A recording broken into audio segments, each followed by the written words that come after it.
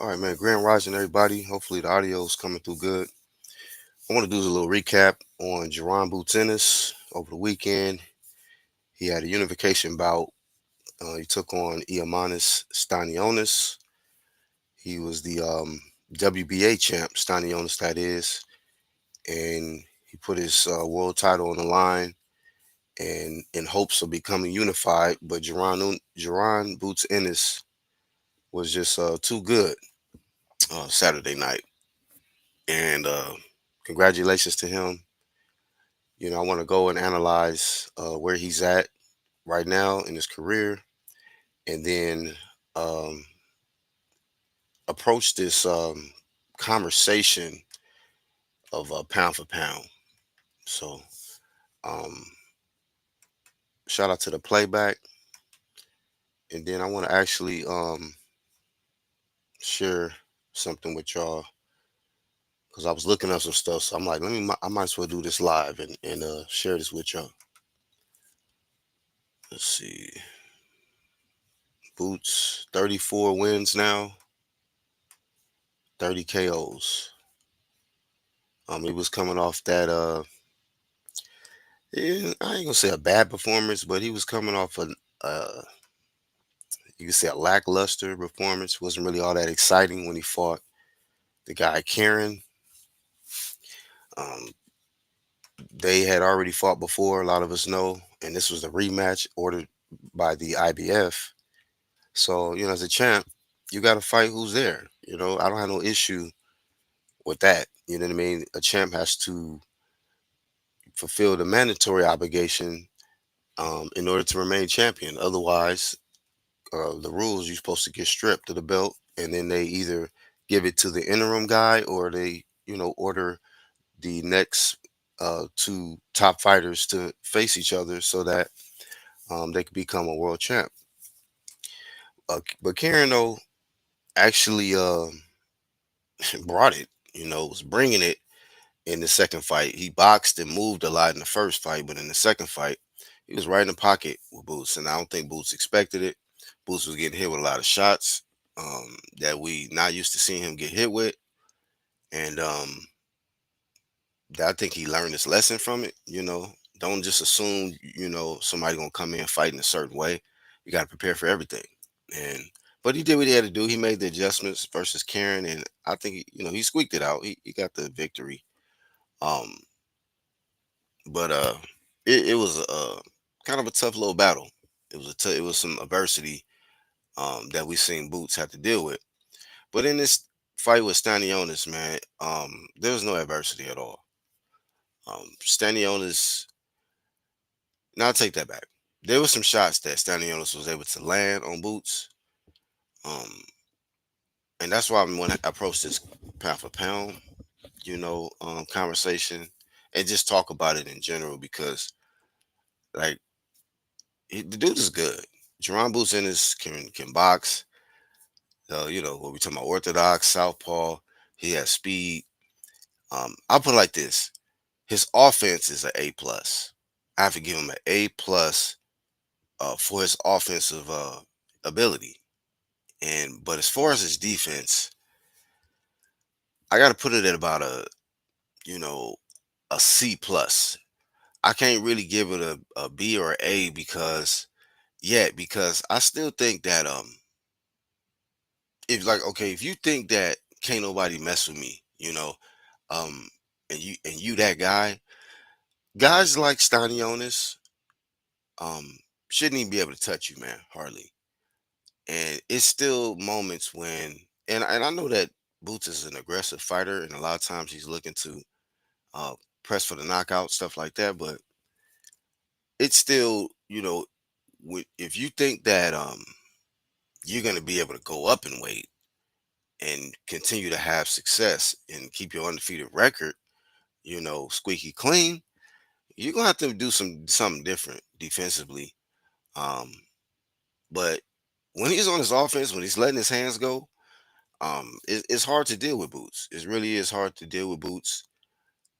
I don't like how he be rolling with the shots and shit like that. Like I'd rather him get all the way get completely out of the way of the punch, duck or something. But the just turning your head to the side to try to avoid evade the punch. A lot of them shits be landing, and somebody gonna have hit you one of them looping hooks or some shit, and it could get you out of here, especially if you're thinking about going up to 54. But another factor about this fight is that Stanionis had only what 2 fights in 3 years. Uh, the inactivity, you know, and if we being honest, Boots beat a inactive Stanionis, man. He did. I feel like if Stanionis stayed active, and like I said, it's no fault to him. It's just the PBC how they do their fighters. But if PBC kept him active and he didn't get screwed with the Virgil Ortiz situation, it might have been a different fight. If he was able to just, and they have to shake off ring rust. And I know he had the little situation with he has his lady was having his first child, a daughter. So congratulations to him. But yeah, man, it's kind of, I don't know, the bittersweet type thing. Like, man, your baby girl's being born, but you got to go back home with knots and a loss, man. Holding your baby. So it's like, can you really enjoy being a new father when you just inherited a new loss? So still shout out to him. It shout out to him, man. But you know, if we being honest, man, you look at his inactivity, it's a factor, man. You see, he fought twice in 2021. He fought once in 2022. Fought once in 2024, and then he jumped in a unification bout versus Boots. Like, why do PBC do shit like this, man? Like, I don't know. Sometimes they set niggas up for failure. It look like, man. Same thing I seen like with Tim Zoo, and it just be like, what are y'all doing, man? You be having niggas coming off losses, knockout losses, and getting title shots. Fedora, it just be weird shit, man. But yeah, man, a guy who's this inactive, I mean, I guess he wanted his opportunity. So, um, Stanionis was considered a top welterweight. So it is a good win, and it's a legitimate win for Boots in the sense that he beat one of the top heavy welterweights. With Bud and Spence and all them out the way, Porters and all them guys, and Keith, like the welterweight division ain't really got too many motherfuckers left like that. You got Brian Norman who got a belt. You got Mario Barrios who got a belt. But Stanionis was showing us a record of kind of like he was beating some good opponents, good names, and he was considered like hey, if not number one or two, I mean if not number two, like number three, top welterweight. It was just the inactivity, and a lot of people would probably just when you not on the scene that long, for a while, people start forgetting about you and shit. They're like, who was this nigga jumping in here with Boots? Like, well, that's Stanionis, y'all. You know what I mean? He's a legitimate welterweight, and it just sucks that he had to go out like that. But um, shout out to Boots. Boots did what he had to do. I got this boxing ranking list put up for the welterweight division. I want to kind of go through here. Um, Boots now has the WBA and the IBF. Um, Barrios has the WBC and Brian Norman Jr. the WBO. Why is Devin Haney ranked in the WBC number one behind Barrios? I don't get that right there. Alexis Rocha is number one in the WBO. Um, when is that fight gonna happen between Norman and Rocha? That should happen. Jaron Ennis in the WBA has the number one guy, Shakram Gayasov. He's possibly a mandatory soon. But WBA really don't be ordering mandatories like that. The IBF, Lewis Crocker. And I remember this fight was supposed to get made. I didn't watch no footage on Lewis Crocker yet, but um I think he pulled out of the fight. I don't know if it was fear factor or whatever, but that fight I believe was supposed to happen. It was in negotiations. to make that fight happen. But because he was not able to, I think I injured or something. And then that's when the guy Karen had to got his shot again. Yeah, man. Also, he did collect the Ring magazine, and I think it's kind of fair. I was thinking about like, damn, should the Ring magazine be on the line? And some people might think Brian Number Jr. is number two or Barrios or whatever. No, nah, man. Brian Norman ain't even really did that much at the welterweight division like that. I mean, he's had some good wins, but be honest with you, he ain't even hit my radar yet like that. Like you really doing some shit when I start really, you know what I mean? If I really start talking about it and shit, I don't just be talking about little champ shit. You know, Brian Norman Jr. I'm not saying he on some little champ shit, but he has to do more for me to even waste my energy and my time, my day, being concerned about what he doing. Last thing I heard was his daddy jumping in there with Greg Hackett.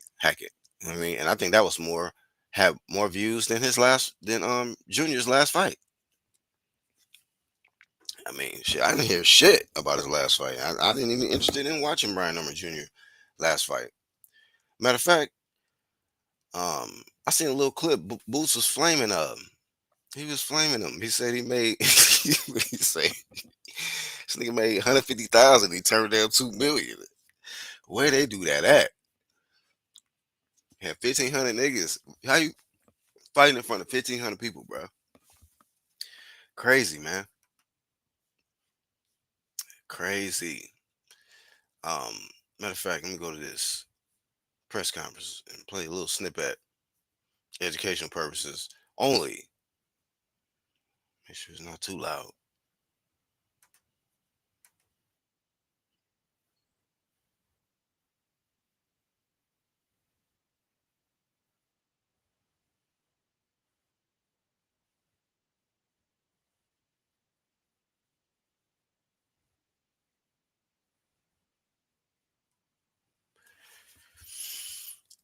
I have questions though. Like Eddie said, without question, pound for pound. I don't know. Like, what do y'all put him at? What do y'all put Boots pound for pound now? Like, yeah, it's that factor that when you're looking at pound for pound, you're looking at the skill set because he don't really have the accomplishments, and winning in multiple weight classes to really factor him as a pound for pound fighter in that manner. But you look at um, who he beat, his fighting style and how it translates possibly to other weight classes, and will he be successful? So, like, I don't know, man. Like, it's still questions there, you know. Um, I don't know if he's in my top 10 because I got guys like Shakur ahead of Boots. Beating Stanionis, becoming unified, that ain't really, you know what I'm saying? I got um I got him ahead of Tank. Tank, y'all be hype, y'all be gassing the shit out of Tank. But yeah, that's straight gas, no brakes with that Tank shit. Tank is top 30 or some shit. But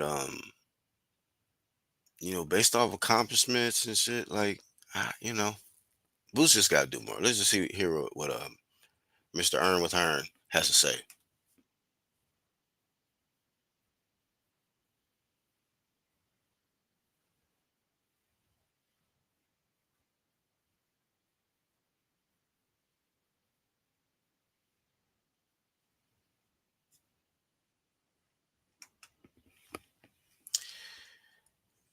Let me see.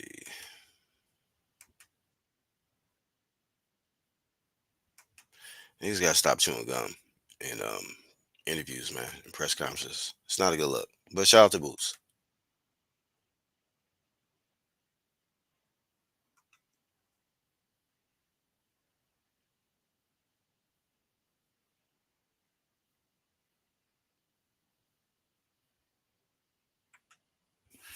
Like I say, the offense was spectacular. He was asking him, saying we've seen a lot of body shots, a lot of hooks, a lot of uppercuts.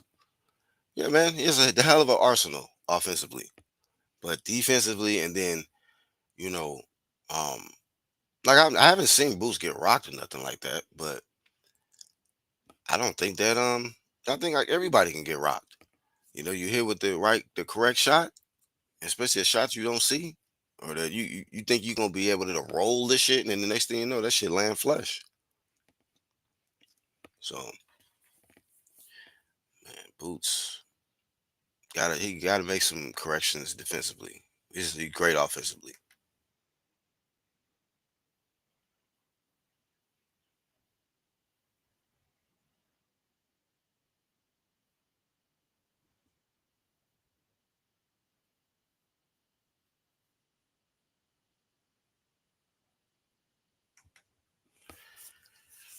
Yeah, you gotta stop chewing gum. But see, that'd be the thing too, because like I seen him in his post fight interview. As soon as the fight was over, and they was interviewing him in the ring, and they was asking him, so I forgot what how they worded it, but he said something to the effect of like, these dudes can't mess with me, man. None of these dudes can fuck with me.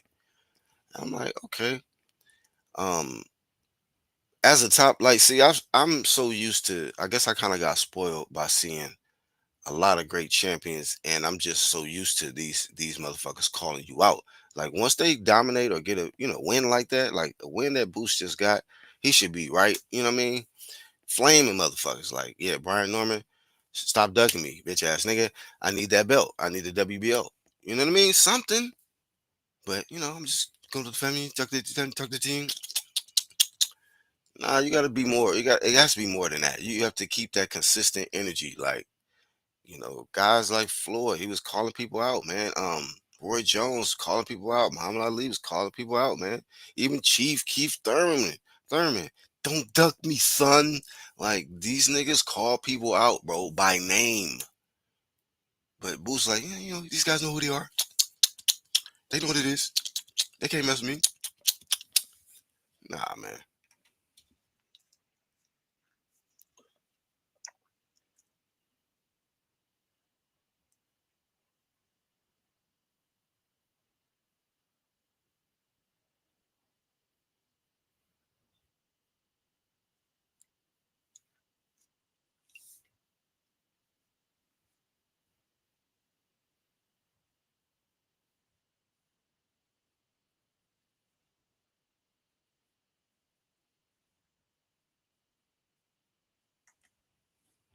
Okay, see, say it again right there. Can't nobody mess with me. So he banks on like, now he said that if it's the top guy, you know, he probably get in his bag more or whatnot. I don't even really think it was that. It's just a particular style though. I feel like his style, certain styles give him problems. Um and a guy and intelligent fighters, I think, when you get in the ring with more intelligent fighters, it's gonna be a little different. It could be a little tricky. The guy Karen had IQ, man. The guy he was very crafty in there. And then in the second fight, he like, "Nah, I'm not gonna do the same shit. I'm gonna change the shit up, homie." And so he was piecing you up a little bit. I'm telling you, man. Boost was kind of getting pieced up versus Karen in the rematch. Saying, dog, it was kind of getting ugly in moments, man. Head getting snapped back, all kind of stuff. So, um, it's easy to say that now. Um, when you beat a guy who been, in the bleachers, man, for the last, I don't know how, for like the last year and some change, you know, and it's just been hell of inactive, unfortunately. But Boost gets the credit. He got the belts, that's not his fault. And I gotta give credit and be honest with you, man. There is nobody in the business that is messing with Eddie Hearn, bro, in this boxing as a promoter. One thing about Eddie, and I think it's kind of to a fault. Like he is loyal and to a fault in a sense. That's why I flamed him with the Conor Ben shit. And that was the only time I really had to light his ass up because I'm like, bro, why are you standing by this fucking clomiphene drug cheat, bro? You should be trash canning him, man. You got hella people on your roster, man. You don't need no damn Conor Ben. Fuck him. But as time has gone by, I'm just like, you know what, this dude, he gonna stick with who he stick with. If you cheating, he gonna roll with you. If you winning, if I feel like that was some bullshit with Conor, man. But with Mostly what I see a pattern of Eddie is that he buys in, he believes in his fighters, and he's gonna give he gonna give them like the most promo, like especially the guys who know they really can't talk and they always be chewing gum in press conferences and shit. He's gonna talk the right. He gonna say the right stuff, and like when he talk, you be like, damn man, maybe it be having you thinking like, damn, maybe this nigga is nice like that, you know. But Eddie knows how to promote, man, and he understands keeping your fighters active. Like I be wanting to, man, get that. What? Bring the powder and slap somebody at the PBC company, man. Just what? What are y'all doing, man? With y'all top echelon elite fighters, man. I don't be getting it, bro. Like wasting damn careers, man. Like it just be dudes like yeah, I don't want to start flaming dudes, man. I'm sitting here thinking about certain guys that just didn't pan out. You know, dudes even be kind of low key, no, actually high key flaming Jalil Hackett. Like he was over there and getting dog walked in a doghouse all these damn years and not getting no fights in the ring. And then by the time y'all send him over the match room, this nigga's food damn near.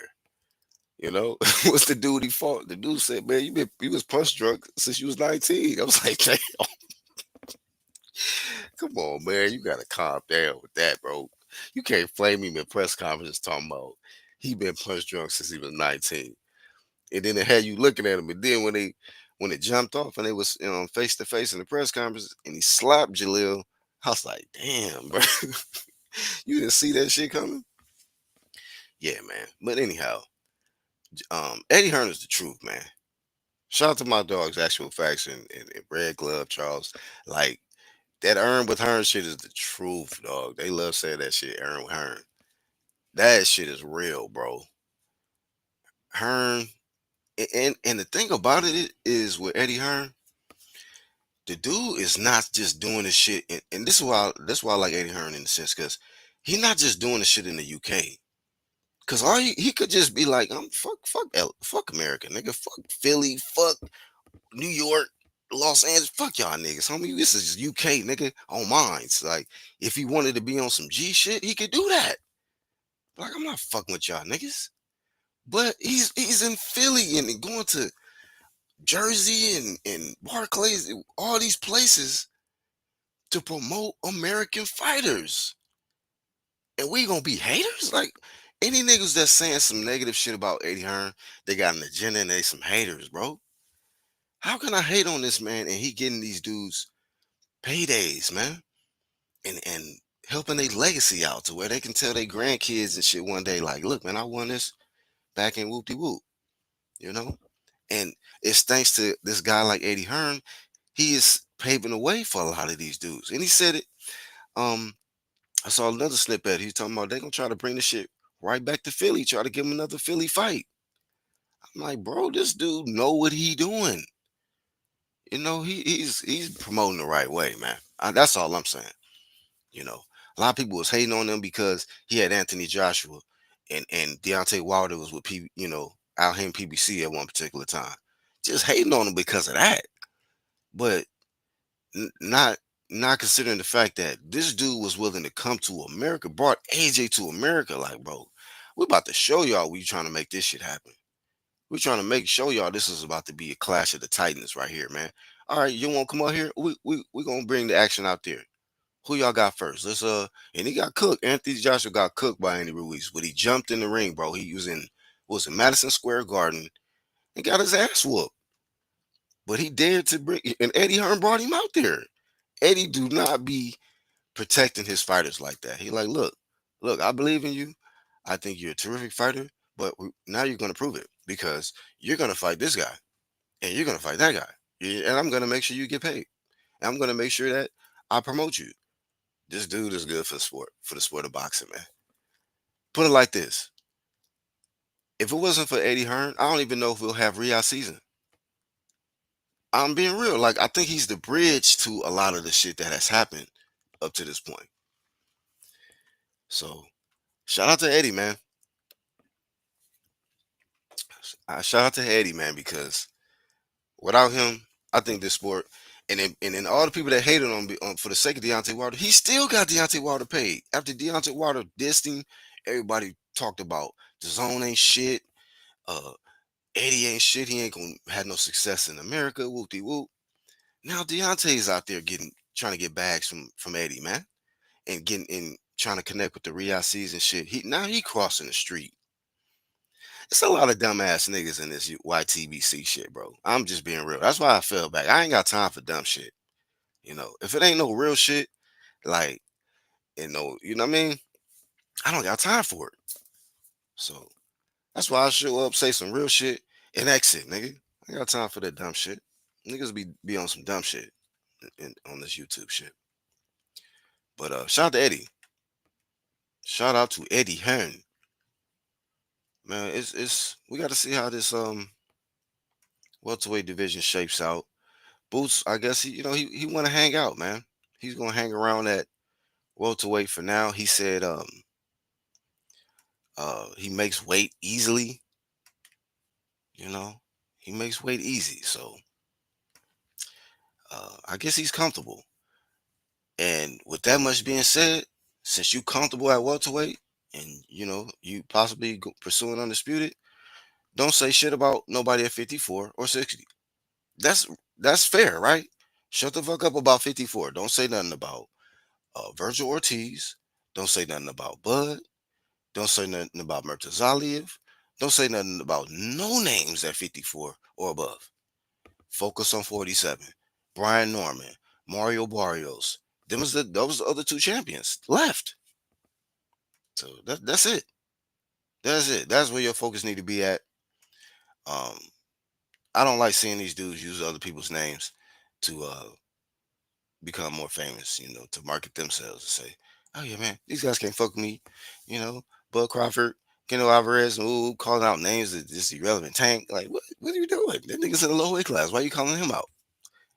Just saying anybody just to get attention, more eyes on them and have conversations like, oh shit, Boots versus, you know what I mean? And he didn't do that after this fight. I mean, other than saying, these dudes can't mess with me. Box Red with these ads, y'all niggas tripping.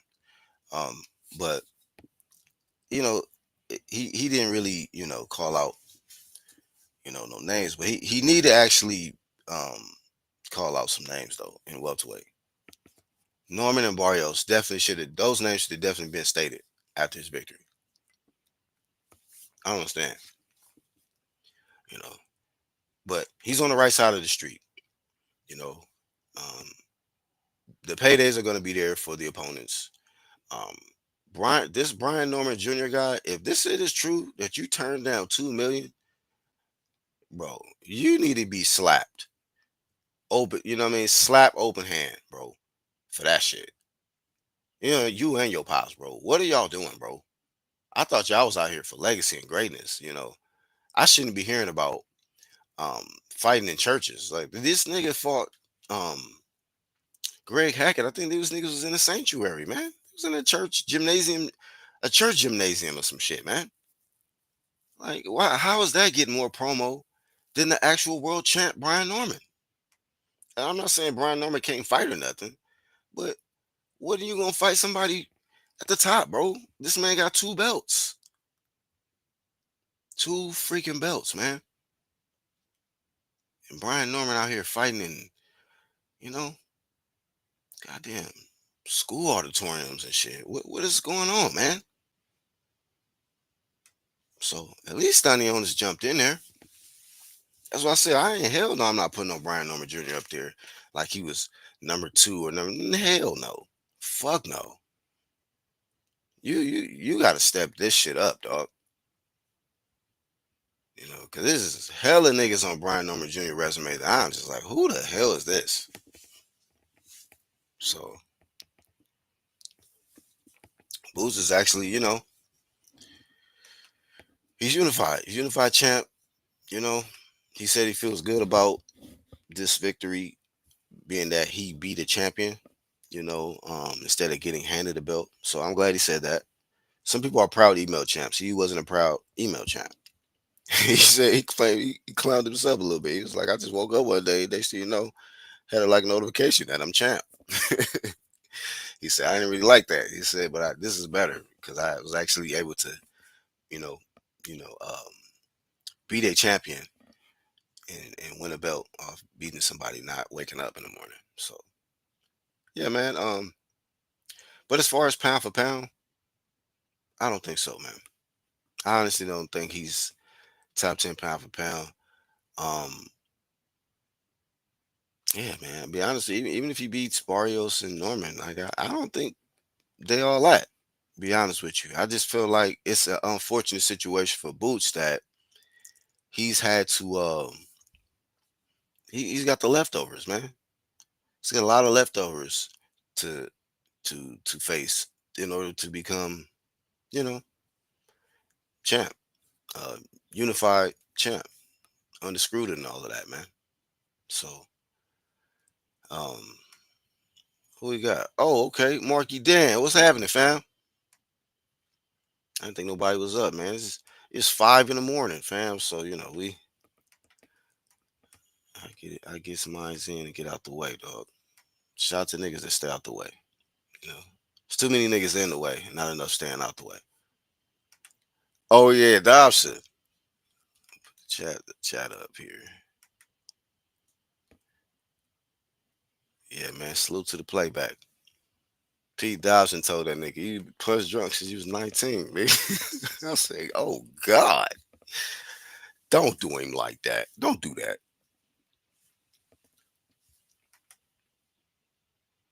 Usyk, Monster, Bud, Bibble, Nakatani, Bam, Boots, Canelo, Shakur, Benavidez. Um, you know what? I still low key just off of accomplishments. I know a lot of people still hate, mad at, hating on David Haney because of the Garcia loss, even though that motherfucker cheated. I still got Haney in my top 10. I think I still got Haney in my top 10. Um, but I mean, it's solid top 10 though. I got Usyk at number one and Bud at two. Monster at number three. Where would I put it for? Where's Better Be at, bro? You ain't got Better Be? I still got Better Be on my list too. That's why I said I don't have Boots in my top 10. I don't have Nakatani in my top 10 either though. I gotta see more from Nakatani. But I respect your list though. Bam, I definitely got Bam. Um, yeah, I definitely got Bam over Boots for sure. Good list though, man. And I got Benavidez in my top 10 too. So it's just like, nah, man. It's just too many, top quality champions that I have over Boots, man. To where Boots just gotta do more. He might have to go up another division for me and get some better wins because this ain't really shit at 47, man.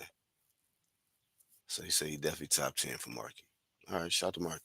Hearn got the master plan set up. Haney beats Ryan in a rematch on pay-per-view, then beats Barrios for WBC title. It sets up a huge pay-per-view fight for Undisputed. Boots will get his opportunity to become the face.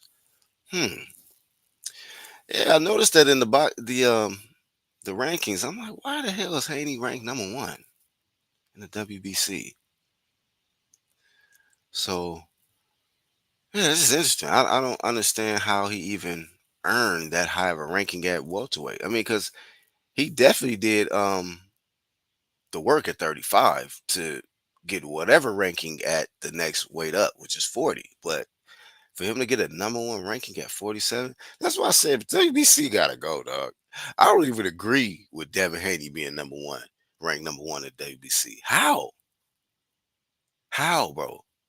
Like, it gotta make sense for me, bro. Fuck the fan shit. Like, how does Devin Haney being ranked number one at welterweight make sense? What did he do at 40? So he beat Regis, had this controversial loss to Ryan, and all of a sudden Mauricio sweepstakes. He is number one. We have done much business. We have done great things for the sport of boxing. Can't stand this nigga when he talk, bro. We have done much things for the sport of boxing, and we think that Devin Haney is a great. Shut the fuck up. WBC is trash. Shout out to Dragon Leg, homie. Well, what up, dog? He said, Boots a bit of beat his hell nah. To the no, no, no. That's a no go for me. Yeah, man. Like that matters. Who you fought, who you beat, and um and then also factoring in your style. Because a lot of people keep. That's why people keep ranking. See, this is a good conversation because like people like to rank what you call it people pound for pound based off the eye test. Oh man, I know that nigga nice. Niggas used to think AB was pound for pound. AB used to look like a monster. You remember? AB used to look like a monster, dog. I was like, oh, AB might be one of them ones. But that eye test shit would trick the shit out of you, man. It'll trick you, man. Cause as soon as you get in there with top competition, then you fuck around and find out. Like, oh, you know what? He ain't all that. This nigga got issues, he got defensive flaws and stuff, and that's what I'm looking at. And it's not hate, I'm just looking at those particular technical flaws, so to speak, with Boots in a sense. I know he be having fun in there, but bro, you gotta stop looking to the crowd and um like I get it, man. You having fun, it's a unification bout, you winning easy, but as they say, man, don't play with your food, fam. Don't do that. Don't do that. You know, get rid of them. Like, and you know what, man? What's also an interesting stat about Boots? Let me pull this back up. I'm gonna share my screen real quick, and then I'll get out y'all way.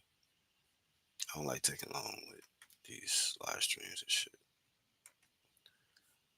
Let me show y'all an interesting stat about Boots, man. I had noticed. Let me go back to box rec. Hold on.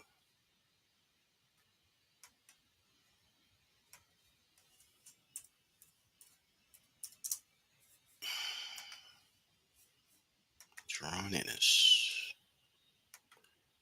Box records.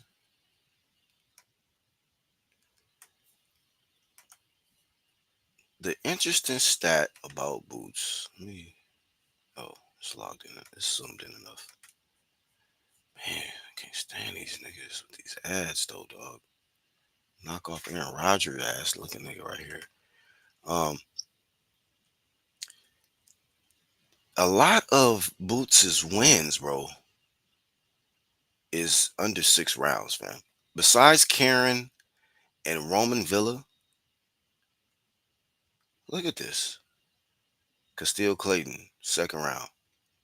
Delorme, first round. Sergey Libanets, sixth round. Chris Van Heerden, first round. Juan Carlos, TKO, sixth round. Uh, but I can't even pronounce that. TKO, fourth round. Damian Fernandez, TKO, third round. First round, second round, third round, second round KO. First round TKO, fourth round TKO, second round KO, first round TKO, first round KO, first round KO. He has a lot of early knockouts. A lot of them. You know what I'm saying? Um, so that's an interesting stat for opponents going forward. You know, very, very dangerous in the early rounds. But Karen, once again, was able to show a chink, what they call the chink in the armor, that kind of thing. He was able to get into the later rounds with Boots, and it was a different fight. And see, he deflects. Boots like to deflect and say shit like, See, when it's a guy who come to fight, when a guy's really there to fight, y'all see what happened. It's like, what do you mean? He was there to fight, bro. He just didn't fight the way you wanted him to fight, and you must be prepared for that. So I don't like hearing shit like that, bro. Like when dudes say stupid shit like, "Oh man, the nigga ran the whole fight. He ran, fool." Bro, cut the ring off. This is what you're supposed to prepare for. You know, don't come up with excuses as to why you can't get the job done. If it's a championship fight, you have 12 rounds, my G, to figure it out. If you can't figure it out in 12 rounds, you're not good enough. You're not elite. You got some things to work on. Go back to the drawing board. You are in a freaking square circle. It ain't so much space where the motherfucker can get away. You better use your feet, cut the ring off, figure it out. If you can't do that, you lost. You lost. You can't do that, and you're not able to land as many punches and win rounds. So, um, get to the later rounds. You know, with Boots, that should be in the game plan. Take him in deep waters. You know, invest into the body. Be honest with you, I have to go back and watch some footage. I don't know if a lot of his previous opponents were really investing in body work with Boots. Um, so I mean, I'm not saying he has horrible defense. He can defend. And I put it like this: he has great defense in spurts. I put it like that.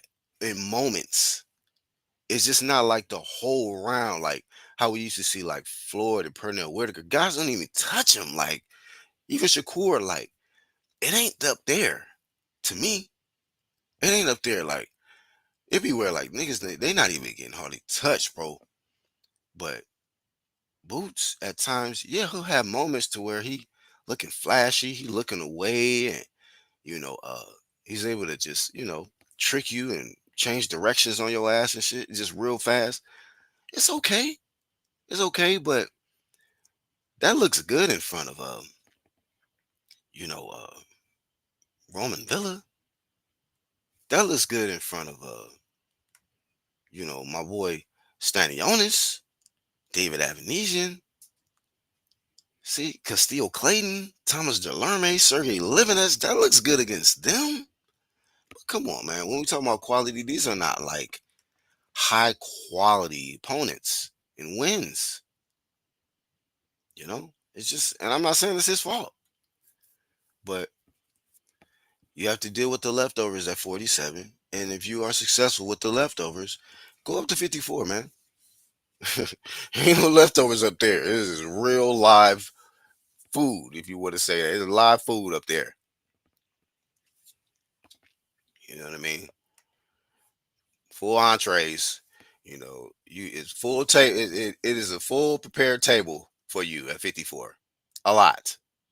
So, uh, and they didn't actually say they're definitely staying at 47 and pursuing undisputed, because if they doing clown shit like turning down $2 million, this Brian Norman character, if they doing dumb shit like that, and Barrios ain't never been no coward to me. He always been on some big champ shit, even though he's not. It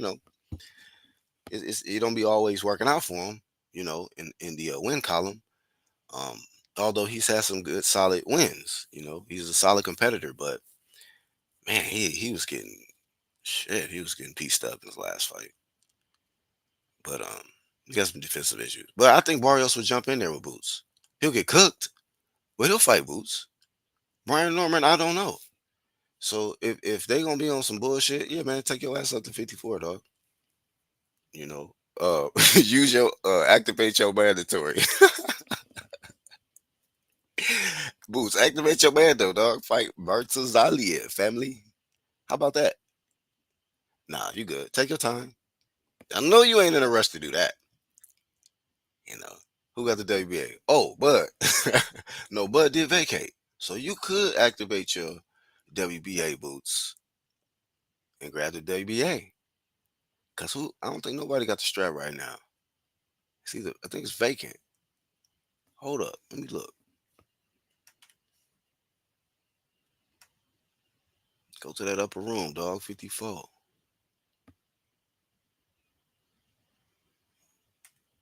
The interim is Jonas Teles. Who the fuck is this? I'm about to look him up though. So this guy's about to be champ, or is the champ. Jonas Teles is WBA champ. Never heard of this guy, man. You'll learn today. Damn, what the fuck?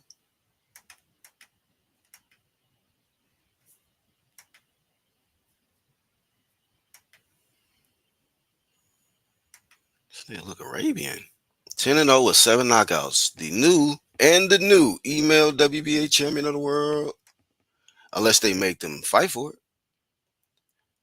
Boots, you better fight this nigga. Become champ, bro. 5'10", 73-inch reach out of Cuba. Joseph Jackson. Man, these niggas with these ass, bro. Who the fuck is that? Sergio Garcia. Who is this? Which Sergio's? A lot of Sergio's in the world. Oh, nah. Is this the same dude that fought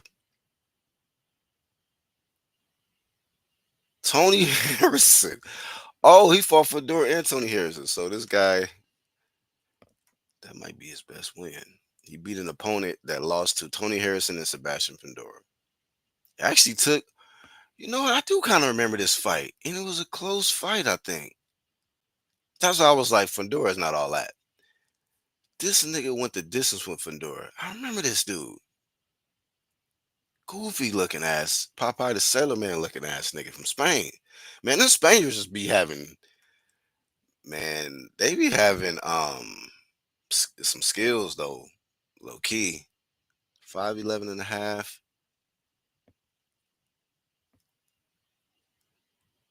Yeah, but Jonas TKO'd him. So that's crazy. So Tony Fundora couldn't get rid of Sergio, but Jonas did in 3 rounds. Oh, okay. He might be all right. I don't know. I'll tell you, I told y'all Fundora ain't shit. But anyway, whatever. Sergio Garcia is probably his best win. Let me see if I notice anybody else.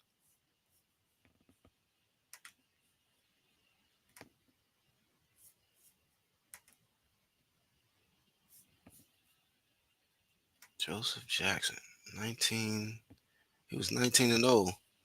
So he beat a nigga named Joseph Jackson. Oh, he looked like he was in the hood for real, like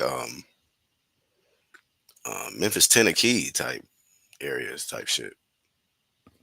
Um, or one of them country North Carolina towns or some shit. Yeah, I don't recognize nobody on his. So he beat a guy Joseph Jackson and he beat Sergio.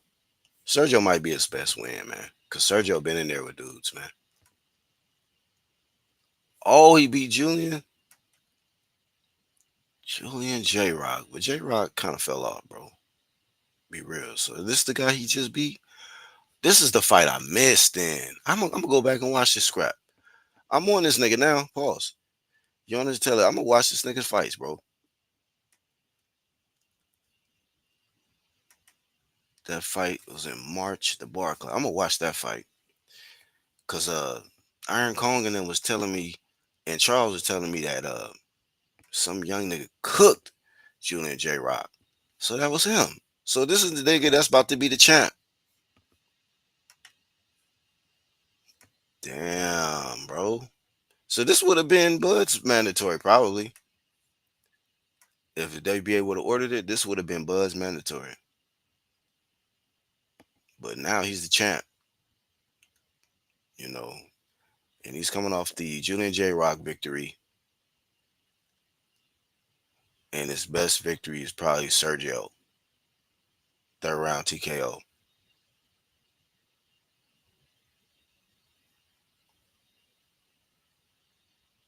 You know what? Fuck it. I'm gonna look up some shit, some highlights real quick on the dude. Then I'm gonna get out your way. I know I said that like 10 minutes ago or some shit.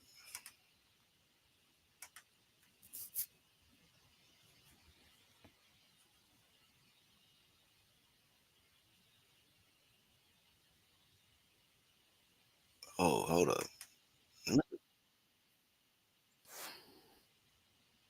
You know what? I don't be trusting PBC, so let me look up somebody else's. Oh, he a PBC fighter? Yeah. PBC got a. Oh, hold up. Damn, ref. Wait a minute. Hold up. Wait a minute. That must have been Sergio right there. Ooh. Ooh.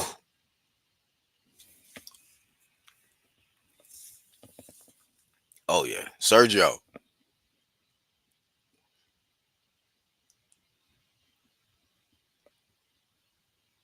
What the fuck? What type of weak highlight real video they just put together?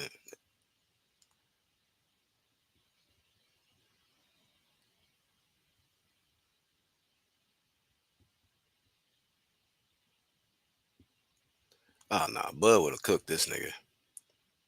Yeah, I think Bud would have cooked this nigga. Yeah, Boots better fight this nigga, dog. Ooh, uppercut. But he fighting a dude who work at the factory and shit. Factory worker. It's probably one of his early opponents. Ooh, right hook.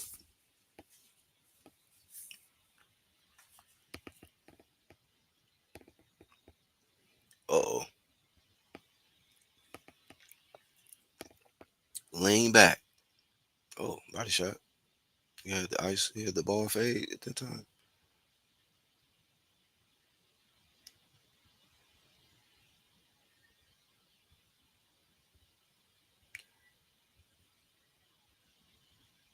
He threw a lot of wide shots, bro. Wide hooks and shit.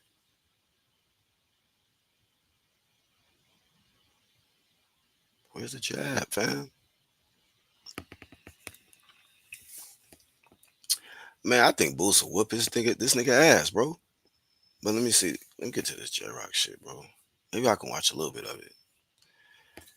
PBC be trying to strike niggas and shit. Get broke nigga problems and shit. They be trying to get. Nah, I'm fucking with PBC. Um,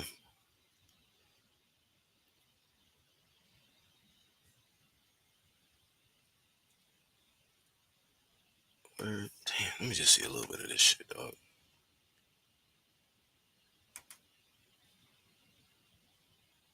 Cause this is most recent shit. So the pink talons.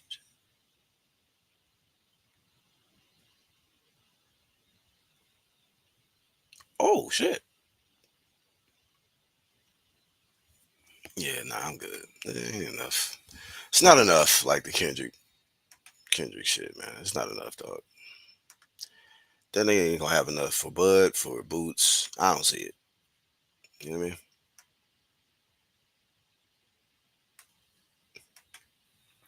Mm. Shout out to my dog Haplotype up in this piece, man. I didn't know y'all was up like that. I'm just in my own little world. You know what I mean? Doing this for the playback line. You feel me? Shout out to my people that pull up live though.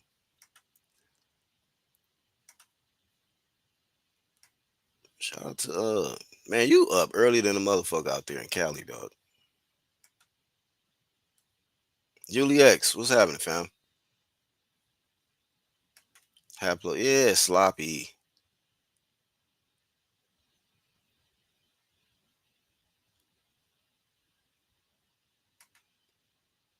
Yeah, man, it was for fair use and commentary, educational purposes only. You know that whole thing. I don't seek to make any money or do anything with this content or claim it as my own. So the content that I've used in this particular live stream, I do not own the rights to the content. You know, it's only for fair use and commentary purposes only. That's it.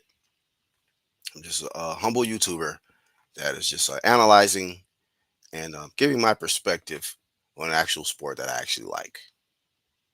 Okay, that's it. I don't need credit for any of this other stuff, any of that.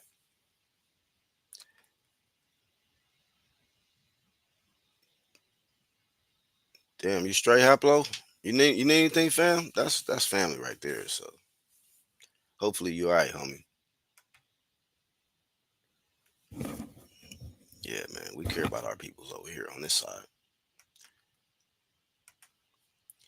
But yeah, man. As for Boots, Ennis, Jaron Ennis, shout out to him. After 34 fights, man, he's unified now. Unified champ. Um, unfortunately, he was not able to get his opportunity with the big dogs of the division before they left, which was Errol Spence, Terrence Crawford, those guys, like and I don't 100% blame him. I blame the Weasel. Shout out to Conor McGregor with the Weasel shit for Steven Espinosa. Steven Espinosa, Showtime, and them, and just being on the wrong side of the street. That's really what it is, man. A lot of times the dudes is on the wrong side of the street, and they can't get no play. They can't get in the game. They on the sidelines. So shout out to him not being, excuse me, on the sidelines no more. And now he's he actually has something that other fighters might want now. You know, a lot of people might have said, "Oh man, he don't sell or he ain't got nothing yet. He ain't got nothing we want." Well, he got two belts now and the Ring magazine. The Ring magazine is you number one when you get that ring. Pretty much, you numero uno. You got that ring, and I think that it's legitimate for Boots. He's number one at 47. I don't see nobody at 47 beating Boots, man. I don't see it. No, it's definitely not with the current other champions of Barrios and Norman. Hell no. You know. Now, somebody can always get lucky, land a lucky punch. But if Stanionis didn't land that lucky punch, I don't see Norman and Barrios landing it. Because I think Stanionis is better than both of those dudes, Norman and Barrios. That's just my opinion. You know, like say for instance, if Stanionis stays active, gets right back in the ring, like 3 or 4 months, from now, say come back in what we in April, I don't know, September, October, somewhere around there. Definitely come back for the end of the year. You know, you got to stay active, Stanionis. Definitely got to stay active. I don't 100% blame you because that Virgil Ortiz shit was some bullshit. You know, that's some bullshit. But um, you know, you got to do what you got to do, man. Stay active if you're gonna continue with your career, which I think he is. You got to make sure that you're on the right side of the street. See, holler at Eddie, man. See if Eddie can get you out of your situation, man. You know, and you from I forgot where you're from, but come on, man. If you helping black people, he'll help you. You know. Hey man, y'all nigga gotta get out of this Heyman shit, bro. Right? That nigga, man. God. Hearn is getting these niggas they earnings, man. You know what I'm saying? Boost made hell yeah, he made that shit look easy. He just be in there bullshit. I just don't like seeing him bullshit. Like, bro, I want to see you like just really, you know what I mean? Like I want to see one of them flawless victories, like for Boots. Like it ain't really flawless to me. Like, um, it be the moments where it's just like, ooh, hold on, dog. Like, I don't like, you know what I mean? If you supposed to be one of them ones, I shouldn't be seeing shit like that. I don't want to see that shit. I want to see them like what I'm talking about. I'm spoiled, bro, by seeing good elite fighters make their opponents look like nothing. You know what I mean? Like, it's certain fighters that, yeah, these guys look great against everybody else, and then you get in front of this one dude and he make you look like nothing. Y'all remember how great everybody thought Errol Spence was? This the big stepper. Man down, man down. He got in front of Bud. He looked like nothing. Light cheese, my nigga. Light work. Spence was light work for Bud. You know what I'm saying? Mosley was light work for Floyd, except for the first round. You know what I mean? But it's just like you get in front of certain guys They look like nothing. You look like nothing when you get in the ring with them. You know, and he annihilated. Stanionis. But like I said, I had to bring up the circumstances. This dude just was been out. He's been inactive, man. And then his last opponent was a guy who only had like what 5, 6 fights. Come on, man. And it didn't even go long enough to, for him to really get the rounds and stuff like that, shake off the cobwebs, ring rust. So Boots ain't had to shake off no ring rust because he's with Hearn, man. Hearn is gonna make sure ain't no cobwebs, none of that. Ring rust, it's not gonna be a factor because you're gonna be active. Oh, you ready? You ready to go? Okay, we'll be back in Philly next month, my G. 2 months. You know, get ready.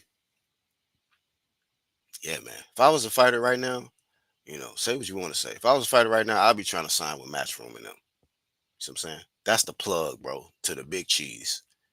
You know, you perform well on the Matchroom stage, you get promoted to the Riyadh season stage, bro. That's how that's gonna go. You cannot put shit. Fight on Amazon Prime and think you gonna get some fucking action for Riyadh season. You stupid. You're an idiot. You know what I'm saying? You better get on the right platform, you know. And Mr. Hearn knows he has the formula. I think some people thought Abnesian was gonna win Haplo. It was just, uh, a lot of people thought that, it was more about like the compare. A lot of people felt Boost was gonna win, but they were just like, is he gonna look better than Bud? That type thing. But some people felt Abnesian uh was gonna win, puncher's chance type shit. Norman and Barrios don't want it. Yeah, man, it's retarded stuff. Like that's what I say. 47 is not the same division no more. So that's why I can only credit Boots so much. And like I said, a lot of it's not his fault. It's just like you still got to do more, bro. Like yeah, you 34 wins, but 34 beanbags. 34 cool opponents, man. Some opponents in there is okay. You got Castile Clayton, you got Lippin that Karen, Roman Villa. Now you got this, so standing on this, but it's not enough, man. Yeah, he just missed a hot era, bro. And you too much can't blame them guys that they were there for a long time, and these were big welterweights. What we talking about? Porter? What we talking about? Keith? What we talking about? Bud? What we talking about? Spence? Um, who else? A lot. Danny Garcia. A lot of them guys were really, really starving themselves, to make 47. You know, so it's like that's a good comment. Like he really missed um that era, man.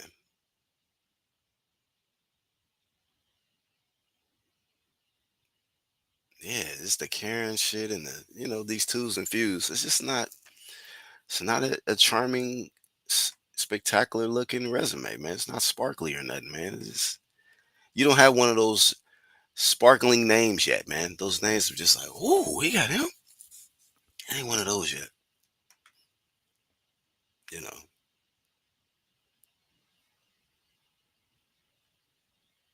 Can Thurman come back down for Boots? Hell no. Definitely not. I think making 47 for Thurman is all the way out the equation, bro. Easier said than done, though. Hap say he should move up and sweep out 54. I don't think he's ready yet.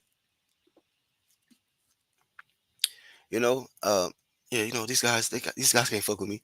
It was really mostly Hearn talking about um, Boots is gonna dominate from 47 to 54 to 60. I was just like, that was the only time my mind was like, slow your brakes, slow it up a little bit, hold up. Definitely 47. I don't know about that 54 or 60 yet, fam. The dude he's skillful. He's flashy, but we have seen this before.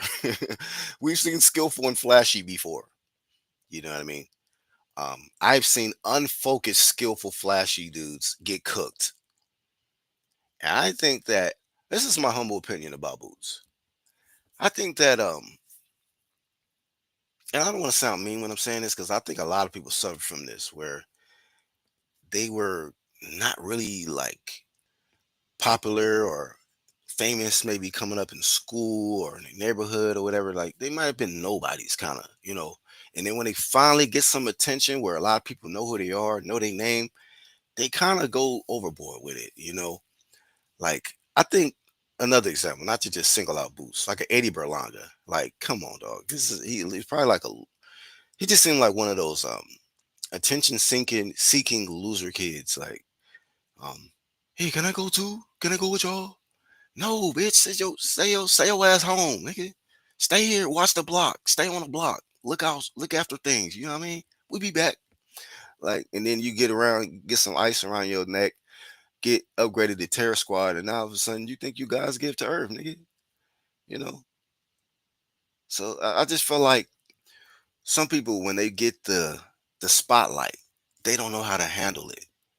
The spotlight becomes bigger than them, or bigger than the ultimate goal, which is sweep out divisions and stuff like that. You know, have like the goal might go from being the best fighter in boxing to uh, hanging out, showing up at these basketball games and hanging out with stars and shit like that. You know what I mean? Trying to be in the company of you know, the rappers and shit. Like come on, dog. Y'all seen what happened with Spence? Y'all thought we was dumb flaming this nigga when he was doing all that goofy shit. We told y'all.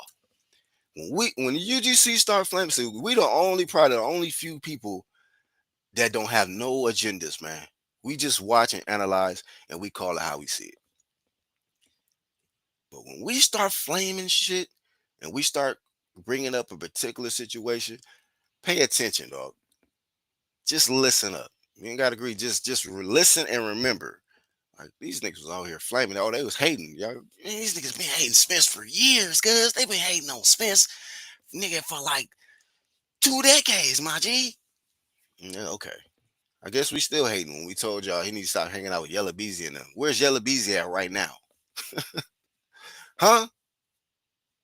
And this is before he got chased down by allegedly Mo 3 and Mo 3 got murdered. This was before all of that when we were saying this nigga is need to get away from that shit and focus on boxing. When they're trying to hang out with street niggas and these little superstar celebrities and all that shit, then you start seeing a little switch up. Boots remind me of Marlon Starling coming up right behind Leonard and Hearns and Benitez. He's very good, but he isn't in the pack yet. Yeah, like I feel like that too, bro. He's not in the pack yet. Like he's right. Like when people talk about the pound for pound conversation, he's just not in that pack yet. He's right behind that pound for pound pack. He's just not there yet. you know, I ain't gonna lie, man. You know, I knew he was gonna lose, but I was feeling sorry for the nigga after a while, bro. I was like, ah, shit. I was screaming when you know, and I'm in a you know, huge Bud Crawford fan. You know, not because of some Spence hate. It was just more about I knew the nigga was a dog, nigga. He could scrap. Niggas just wasn't listening. You know, most people was just saying, "Nah, nigga, this is this man down shit. This is nigga, you kidding me? This is the big fish." Like, okay, y'all can do that big fish shit over there, dog. Go ahead. We'll see y'all. We'll see y'all on the other side, fam. You know, Spence was kind of inactive too. Nah, he was more active than most people are right now. I'll tell you that.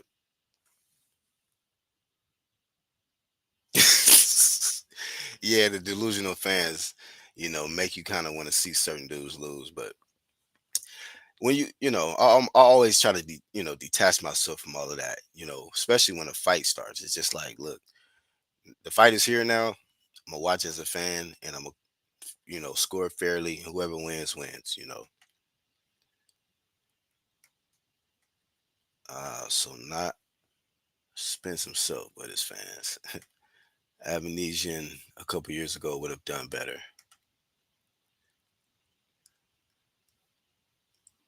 He said, happened to me with Wilder. I think with Boots, it's the clout chasing on Crawford he did people's dislike. Yeah, he got to stop the clout chase. And he didn't really do that too much with this. He just said, I'm going to talk to my team, which I guess that's a smart thing. I'm going to get with my team. And you got a great team. Well, Eddie, you were Eddie. So I don't know about his immediate team, but as far as his promotional team, the matchroom side, Eddie Hearn, oh yeah, perfect. Perfect. Perfect hands. You are in good hands, all state promotions. Oh look, he shout out to the pound for pound uh promotion stable, promotional stable list. Fam. Matchroom, number one, top rank, number two, three Golden Boy. Queen I got Queensberry ahead of Golden Boy though. But he said three Golden Boy, Queensberry number four, and five PBC. Um for Golden Boy, I don't think they have enough champs. They don't have enough champions for me, bro. I mean, at one point they had got down to like maybe one champ and like one or two champs, and one of them was a female, or I think three champs, and two of them was female champions. As of right now, from just off the top of my head, Virgil's an interim, I think, or he don't got the official belt. Uh, what's the guy? The guy at cruiserweight. I forgot his name. The dude that lost to Bivol. I think he Golden Boy, and he got a belt.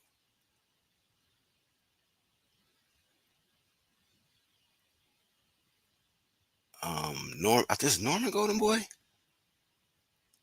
think Norman's Golden Boy. Never mind. I don't even fucking waste my time trying to think about who's champ at Golden Boy. I just know that they don't have enough compared to Queensberry, um, Matchroom, and Top Ranking them.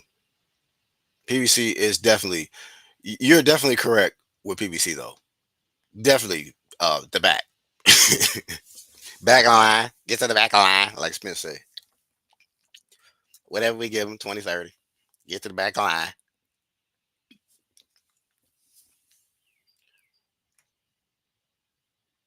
PBC fumbled the bag.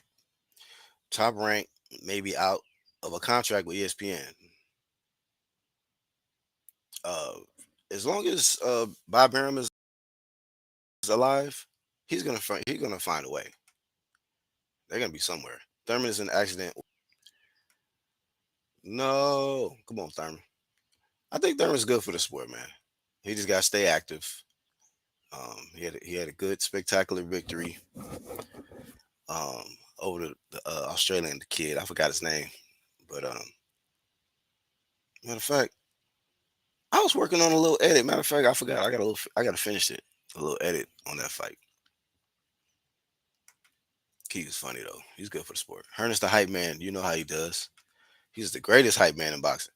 Boots really remind me of the Marlon Starling, Donald Curry era, where all the big names already left, and not much left. Yeah.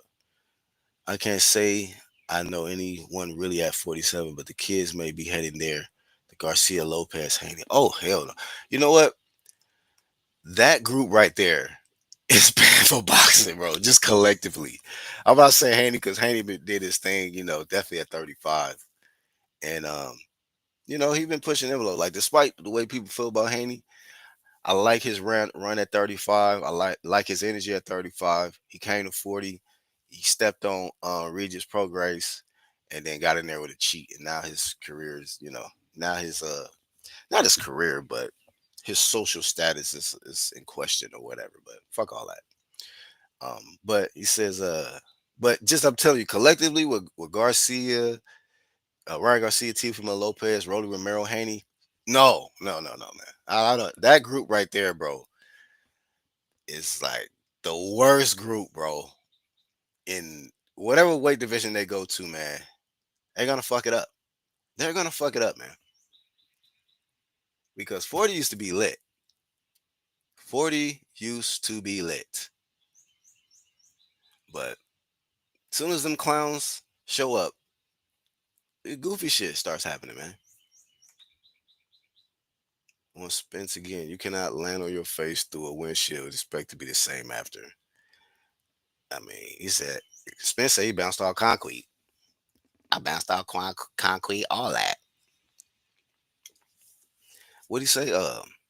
No broken bones. I'm a savage. Spence needs to do comedy, bro. Spence is funny. To be frank, it was a pound for pound performance. He might not be pound for pound. Does that? He might not be pound for pound. Does that to Norman Barrios and get a title at 54? Then sure. Yeah, you got to clear out 47. Clear out 47, which I feel like you should have no issue doing unless these niggas on some hoe ass shit. Brian Norman need to be stripped for turning down 2 million. Strip that man.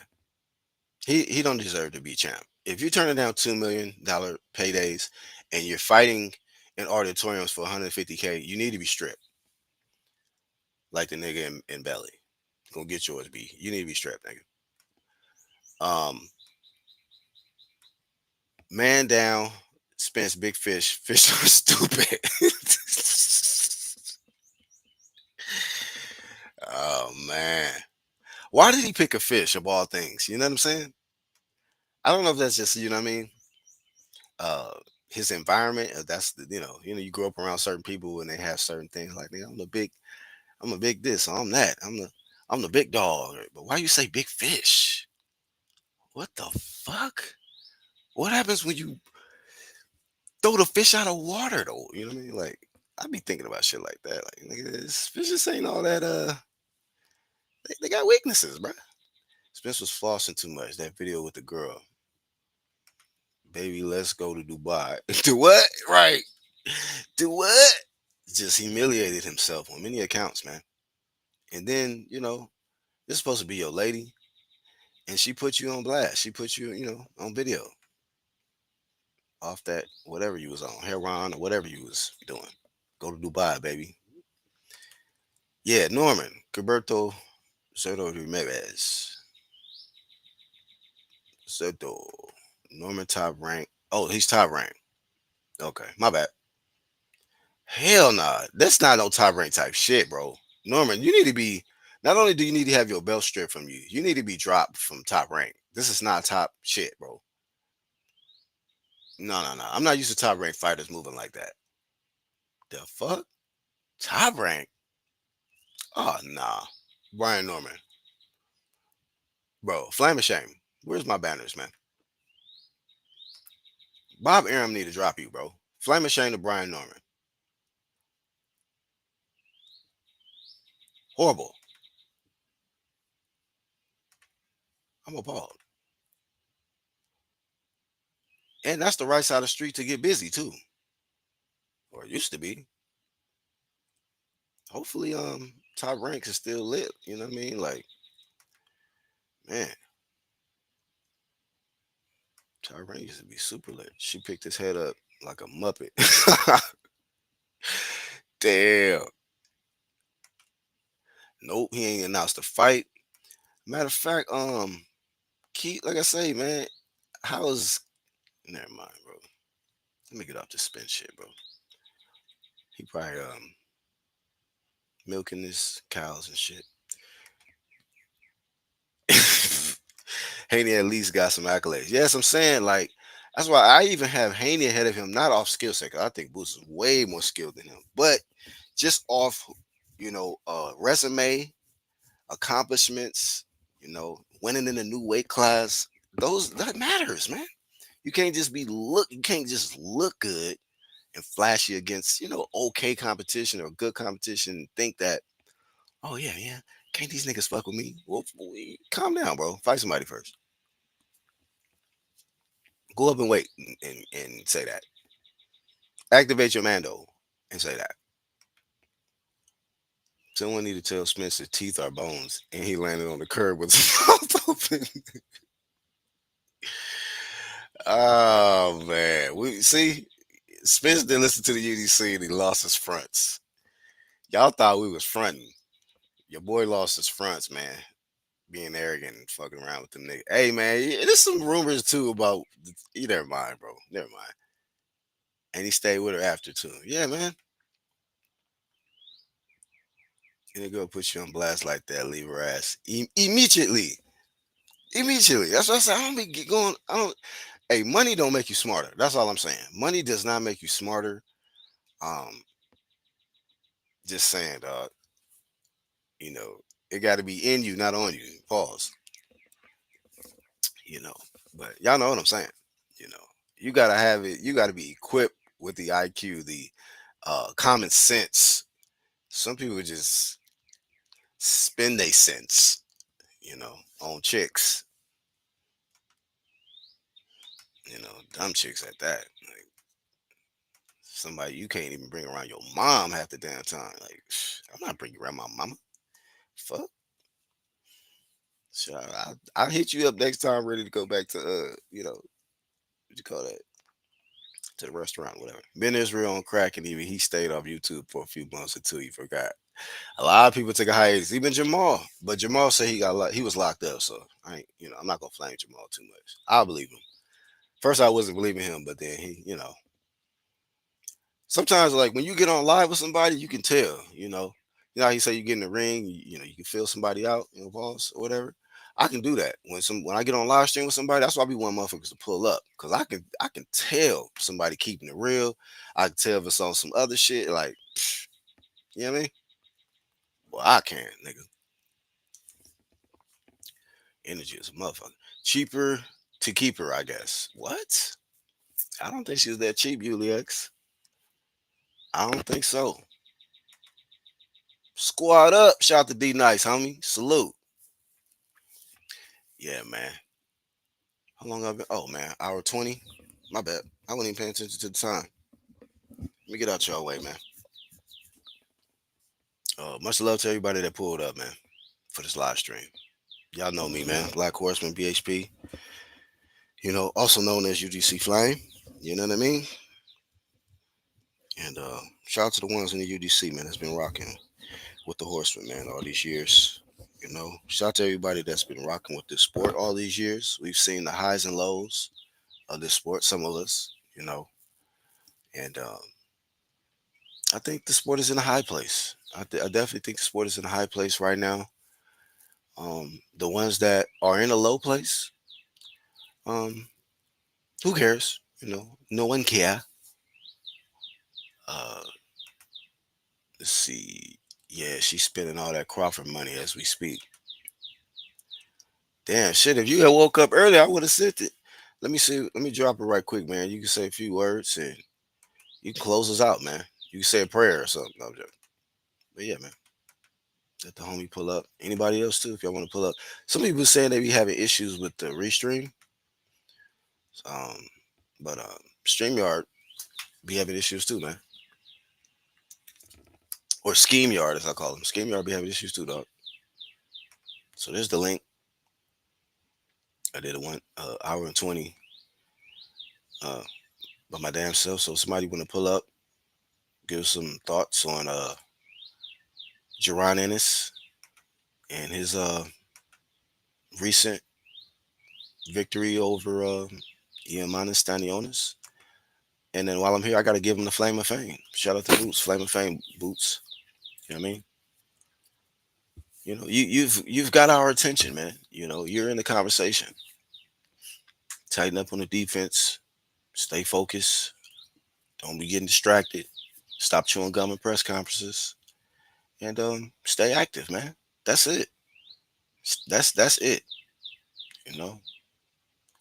I don't really have too much criticism. What you call it? The only time I really had some criticism of you, Boots, was the whole Virgil Ortiz situation, bro.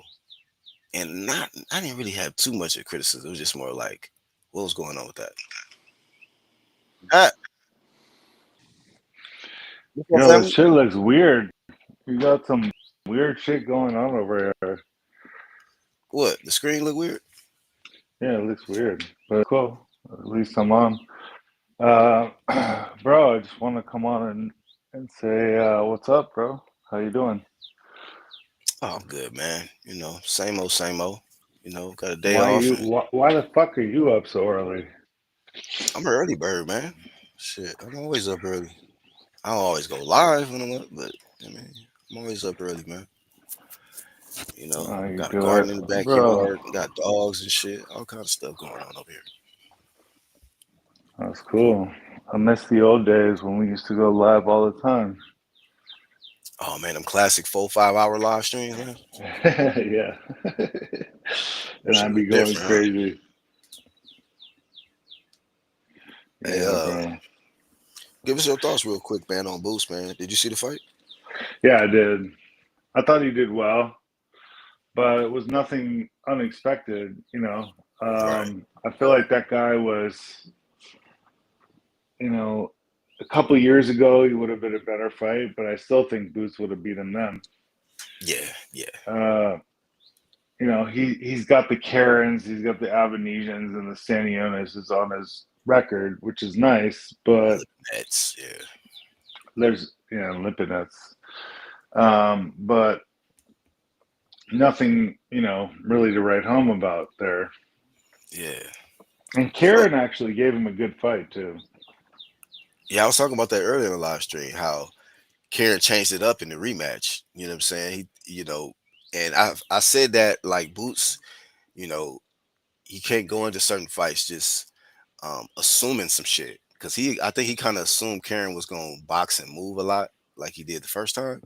Hell no, that motherfucker was bringing the fight to Boots in the second fight, and he was getting hit a lot more than we used to seeing him get hit. So he Yeah, I ain't. think I think he laid down a blueprint that a better fighter than him could like utilize. What's your thoughts on like the a lot of the punches that we be seeing Boots get hit with? Do you think he gets hit too much, or do you think it's not really a big deal? It's just not really nothing to be concerned about. Uh, it depends who he fights, bro. I mean, personally, I think he's gonna have to move up, in my opinion, because he's too big for 147 now. He's been draining himself. You there? Yeah, I'm here. He actually Uh, said that he's comfortable at 47 and he make it easy. well, if he's comfortable at 147, stay the fuck there and just clean it out, clean it all the way out, and get undisputed there. But when you That'll be talking about one accolade. He won't have any good fighters on his resume, but yeah, if he cleans out 147 and gets undisputed there, that's an accolade. And then, he can move on from there. If he moves up to 154, he's gonna be dealing with bigger punchers and bigger guys. Like imagine him against who's that fucking freak of nature guy? Murtazali. No, the guy with was like 6'3" with like Oh, skinny Fedora. as fuck. Yeah, Yeah. I forgot about Fedora. I Yeah, don't know. I don't know what he would do with him. I I think he'll think be Fundora would give him all kinds of problems. Fedora weak. It's Fedora ain't No, all that. he's weak, but you got to remember, Boots is used to having all the advantages. Like he's used to having the reach, the length, and all that shit at 147. And you That's true. put him up there with Fundora. We don't know what's gonna happen, bro. Yeah, Then and there's, then I mean, is Charlo still fighting? Even I don't know. oh I god, think don't I even do think that. Me neither. both of them, both of them seem like they're retired, bro. The fuck happened to those guys? They were like always like the up and coming, the Charlos. They're so good. And then like one of them did pretty well, and the other one just fucking ran off into the sunset, drinking and shit. hmm And they say you What want to the become a fuck happened to pilot. Jamal? Jamal wants to become a pilot. Shit. hmm Just let me know what plane he's flying, so I don't fly on that shit. Man, yeah, that's what I said. I ain't want to go down that wormhole trying to figure out what they doing with their He got careers. 'Cause, slapped. He got slapped by fucking Caleb Plant. Shit. dog, how's that? That's what I'm saying. How's that not the next fight, bro? When somebody Oh do you my like that, god, bro, bro. Dude, that's how do just you no let question yourself about get slapped by Caleb Plant, bro? it. Hey, Plant That be dude is slapping not people. that tough. What'd you But say? he has balls. I'm saying he's not that tough, but he has balls. I mean, He, damn. he be stepping to people, dog. So I He don't know. slapped the shit out of Jamal. And Hell yeah, man. Motherfucker felt he followed through with that that slap too. I'm like, damn, Jamal. was a good slap. He was talking all that shit. You wasn't expecting nothing? Like, I think he said, I think Caleb Plant said he touched my beard. You Oh should Lord. have touched his beard, homie. He slapped shit out He slapped the taste out of his mouth. What do you think was worse, you. that one or Will Smith and Chris Rock? Ooh, that's a good one. I think Caleb Plants Yeah, because you that know that shit was motherfucker, it hard, was bro. like you like how somebody throwing a looping hook that allows you like somebody like that leaping hook. That motherfucker did that with a slap though. If you Yeah, go but back and watch it, that you look at Jamal face. That Will Smith one was like a mama slap. It was like his Like, hand was yeah, like yeah, kind yeah. of It was like your it's mama kind of getting up. gay. It was like a What? gay slap. Like what you just say? Like if somebody, yeah, your parent getting up and smack shit out of Yeah, you. But feel that, but bad that for Chris Rock motherfucker, though. but that motherfucker, plant slap, man. Jamal, I think it made Jamal rethink his whole career, like his Well, whole career path. I think his whole life flashed before his eyes. And then, and then, did you see what happened after that in the parking lot? Oh yeah, yeah. His wife got, yeah, she got dog walked Jermel, by Jamel's girl, right? Yeah, Jermel's girlfriend beat the fuck out of his wife, bro. That was Hell yeah, a humiliating day for that guy, bro. right. You How did, got slapped and your girl got her ass whooped. how would you? Okay, let me ask you this question. Say for instance, you in that situation. Like I don't know if you got a brother or not, but like, say for Hmm. instance, right? Like, I do have a brother. Yeah. okay, so say for instance, your brother's wife or girlfriend beats up your girlfriend. Could you still be cool with your brother like that? Like, it wouldn't it be a little bit of a, you know what I'm saying? Yeah, that would be a problem. That'd be a But serious I could issue, still dog. be cool with my brother, but I couldn't be cool with his girlfriend. Like, Right, which right. girlfriend won, mine or his? I'm saying if his girlfriend won, his Beat girlfriend my girlfriend beat up, your girlfriend's ass, and like basically he wasn't even like trying to de-escalate or hold step her back, in just or allowing nothing. your ass to Yeah, get yeah, I cooked, hear you. allowing her to get cooked. And After I already got slapped, bro. No, we wouldn't be cool, after you done bro. got your ass bitch But slapped, this is hey for all those listening. This would never ever happen to Hablo Type Zero this is all because I hypothetical. carry a gun. Yeah, right, right. So it was a strap season for real, not Aerosmith Nah, it'll type be shit. strap season. Exactly. Nigga, for real, for real. Yeah, But bro. yeah, man. But as far as the Charlo, as I say, you see how this conversation going as soon as you bring them up. But because we was talking about 54, but you know, I don't No, know what but Jamel. for years before any of this bullshit happened, like they were always, ooh, these Charlos, they're so good. They're coming out of Texas. They're training with Ronnie Shields. Like it was for years and years. They were like prospects, prospects, Hey, prospects. don't forget Derek James because you know that's what And Jamel like. Derek James too, Yeah. bro. God Oh, damn. you know what? And they Nobody you know even what? talking about Derek James no more. Jermel amounted to something because he got that Yeah, undisputed, he bro. became undisputed. Yeah, So I got to give him respect, but between the two of them, bro, they didn't live up to the hype, dog. yeah, bro. Yeah, Jamal definitely, bro. Golly, what a waste of a career. And his best win, Man, I think, was J Rock. Jalen J Rock. yeah, That was it. probably. And that was it. He, you know, Junior J Rock or Austin Trout, one of them niggas. You know what I'm saying? But it's Right. pathetic. As far as Jamil though, like you said, you know, he did accomplish undisputed. I was a huge fan of Jamil at one point. I was like, man, he's great for the Yeah, he sport. was doing his thing for a while, Yep. but I mean, then he went up and did that, you know, bow down to Canelo thing. Oh my God, take a knee for Canelo type shit. Yeah, man. Like, why you on your And knees in front of this man? just wasn't throwing Get off punches your. and just and like holding his hands like an amateur, like waiting to get hit. Hmm. Like the first thing you learn in boxing is like you don't tighten up and wait to get hit because that makes it hurt more. Yeah, Jamel Like fought yeah, real stupid. that's what he was doing. That was a bad performance. Yeah, man. That's why I'm not a fan of Crawford fighting Canelo because you know what I mean. Like, I don't know what's gonna happen with Oh, that there's shit. no way Crawford's gonna do that, bro. See, the difference between Crawford and those two guys is they're insecure. Crawford is not an insecure person. Crawford has confidence. He has belief in himself, and he has talent up the yin yang, bro.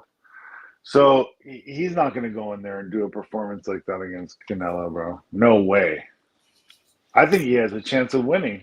Personally, I know the Canelo fans hate hearing that, but So look, man, we consider you um like on the Mount Rushmore of people that you know what I mean. When we think of the YTBC, I got you like on my Mount Rushmore because ah, you've thank been you, brother. around. You've been around longer than most people, and you know more Yeah. in this sport because you've been watching it longer. So let me ask you this question about um. Damn, now my mind slipped because I'm trying to give you your flowers at the same time. What was you just? Forget about Mount Rushmore and think back. We were talking about Crawford fighting Canelo, and I Oh, was saying, okay. Yeah, I yeah, let my mind slip. So I want to get your opinion on this because I respect your opinion. If Crawford beats Canelo, right? He goes up uh, these two weight classes. He beats Canelo, becomes undisputed at 168 because you know all the belts are going to be on the line because that's why he's fighting William Skull. Canelo's fighting William Skull here in May to coming get up that belt back, to get the which belt is back. So that stupid, but whatever. yeah, he let the shit go because he was Let's winning just hope he POV. doesn't slip on a banana peel in that fight and fuck everything up. That'd be some shit, right? If Skull Yeah, fuck everything up. fuck, that would be horrible. And we're gonna see Crawford skull. Fuck that, bro. Nah, I think Canelo. I mean, I think Crowd would be like, all right, fuck this shit. I'm retired. Fight this guy.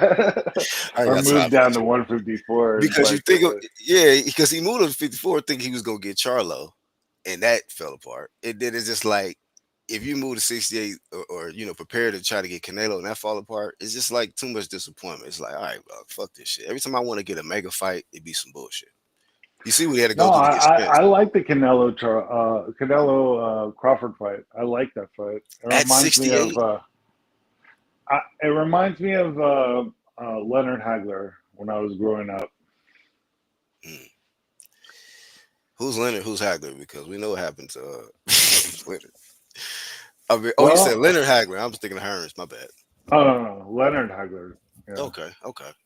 Um, so my question initially was to you about that. If Crawford is victorious versus Canelo, if the fight really happens in September, because I'll still be like, you know, I don't know if it's really gonna happen. But if it happens and Crawford wins, where where does that put Crawford all time in your It definitely it bumps him up in an all-time ranking for sure.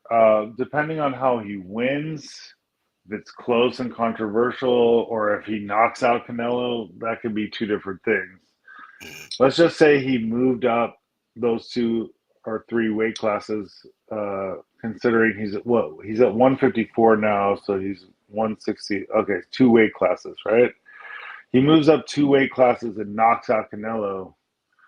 Man, that would be quite a feat because you got to look at history and you've seen when Sugar Ray Robinson tried to move up to 175 and fight Joey Maxim, but he was at 160 and they didn't have the in between divisions, so that was only really a one division jump for him.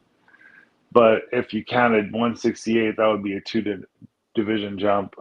He couldn't get it done. He got drained by the lights. There it was very hot and like he almost collapsed from the heat in the ring. And then Henry Armstrong tried to move up to middleweight and move up and get a title there, and he failed to do that. The only guy I can really think of off the top of my head that really jumped up like that and won was Leonard versus Hagler, and that was a miracle, bro. He was offered like 3 years. Um, barely won a title at 154 and then retired. He got dropped in that fight against that guy with the Jerry curl. Um, so it would definitely be a historical. It would be a historical move. So if he gets it, then he's undisputed at 168. Come on, bro. Mm, That's fucking incredible. Yeah, you got to give him a ton of fucking credit if he does it. mm. Yeah, because I was just like, man, like, because when I'm looking at both, scenarios, if Canelo wins, it's just another win for him. It's just like, okay, whatever. You beat another little dude, and No, defending. I mean, okay, if Canelo wins, he's beating a pound for pound guy. That's true. That's Still, true. But yeah. if we're looking at it and realistically, more people is expecting Canelo to win.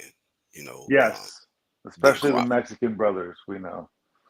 Yeah, but I'm just saying, Yeah, just it's in tough general, talking to like, them about this shit. They're like, he's going to kill him.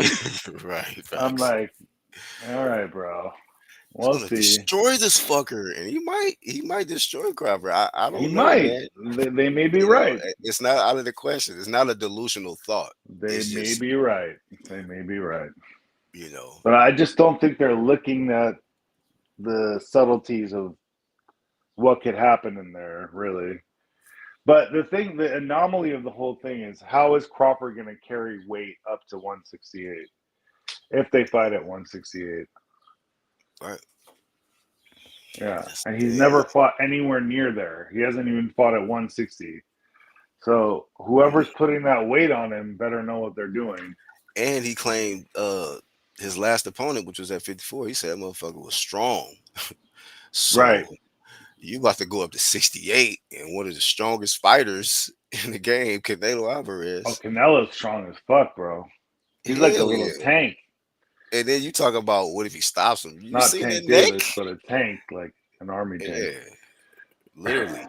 And then the neck Canelo got, I don't know about that stopping shit, bro. It's I'm hard. It's telling you, hard to get. It's hard to knock Canelo out. He's got that Mike Tyson neck shit, bro. man. I seen Bevel hitting him clean with shit. Canelo was still on his feet, like just dealing with it, man. He didn't even get buckled. I don't think Man, Canelo got a hell Canelo, of a Canelo chin, got a hell of a neck. Like they of a say neck, chin. bro. They say chin, but really the neck is important. That Yeah, like when yeah, they say chin, yeah, it's your chin, but it's also like how you turn your shot. neck when you get hit, shock absorption, and like covering up with your shoulder. Canelo's really good at that, bro. Let's not sleep on Canelo's skills. Like Bud is probably the most skilled fighter in boxing today. For me, in my opinion, he has the most natural talent and skill and ability. But that doesn't mean that Canelo doesn't have natural talent, skill, and ability also. And he's bigger and he's acclimated to that division. That's the thing. That's his advantage. He's acclimated to that weight. And Bud, we don't know how he's going to acclimate to that weight because we never seen him there. Mm. Yeah, man. He said Crawford's not impressive versus Majimov, and Canelo never been dropped. Yeah, man. Canelo's never been dropped. Um, yeah, man. Like you made some good points. How's Crawford gonna carry up the weight? Um, shoot, we gotta, what To type me, of that's game the he main in? issue. Hell yeah, and then dealing with the power of Canelo, and then the pressure, relentless pressure. And does he have enough to hurt Canelo? Respect, to get the respect from Canelo, Right. because if How's not, how's he going to carry up not only his chin but his power and speed? yeah. Oh, and this is my next question. So is who's okay? So say for instance they do fight in September. Who who will be facing the better Canelo? Did Floyd fight the better Canelo, or would it be Bud fighting the better Canelo? Floyd. Floyd fought the young lion. So you Uh, think the younger Canelo is better than the Canelo now I th- with well, the I experience and mean all that's the that's a tough question because as you get older and have more experience, you learn different things. So, but then you lose some of that explosiveness and youth. You know what I'm saying? It's almost like who was Mhm. better, the Kareem Abdul-Jabbar that played in Milwaukee or the one who played on the Lakers? You know what I'm saying? Like, So How do I you mean, really gauge that? One has the youth and the explosiveness. The other one has the age and experience. mhm. Tough thing to call. So a tougher thing is probably the call is gonna be like, like if like who's gonna get more credit then? Is it gonna be Floyd beating Canelo when he was younger and catching him at a catch weight, or is it going to be Bud fighting Canelo who's older, catching him, but actually fighting him in his comfortable weight class where he was actually reigned as king, undisputed? So that's going to be a debate.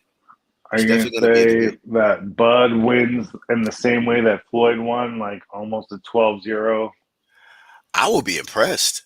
I mean, I would be very impressed. I Well, mean, if they because each won 12-0, like which is more impressive? well, I mean, that's a factor. Like the way Floyd did it, but then also the minus points is people look at it. It was a catch weight.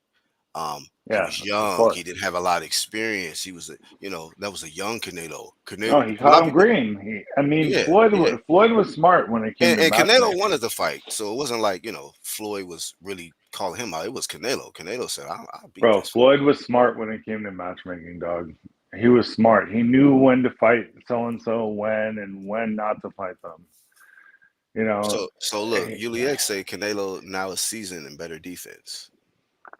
So like a I lot of would people say don't look at that. I would agree with Yuli there. I think Canelo has developed better head movement. He's more confident. He's more relaxed in there. When he fought Floyd, he was more anxious, and Floyd took advantage of that, I would say.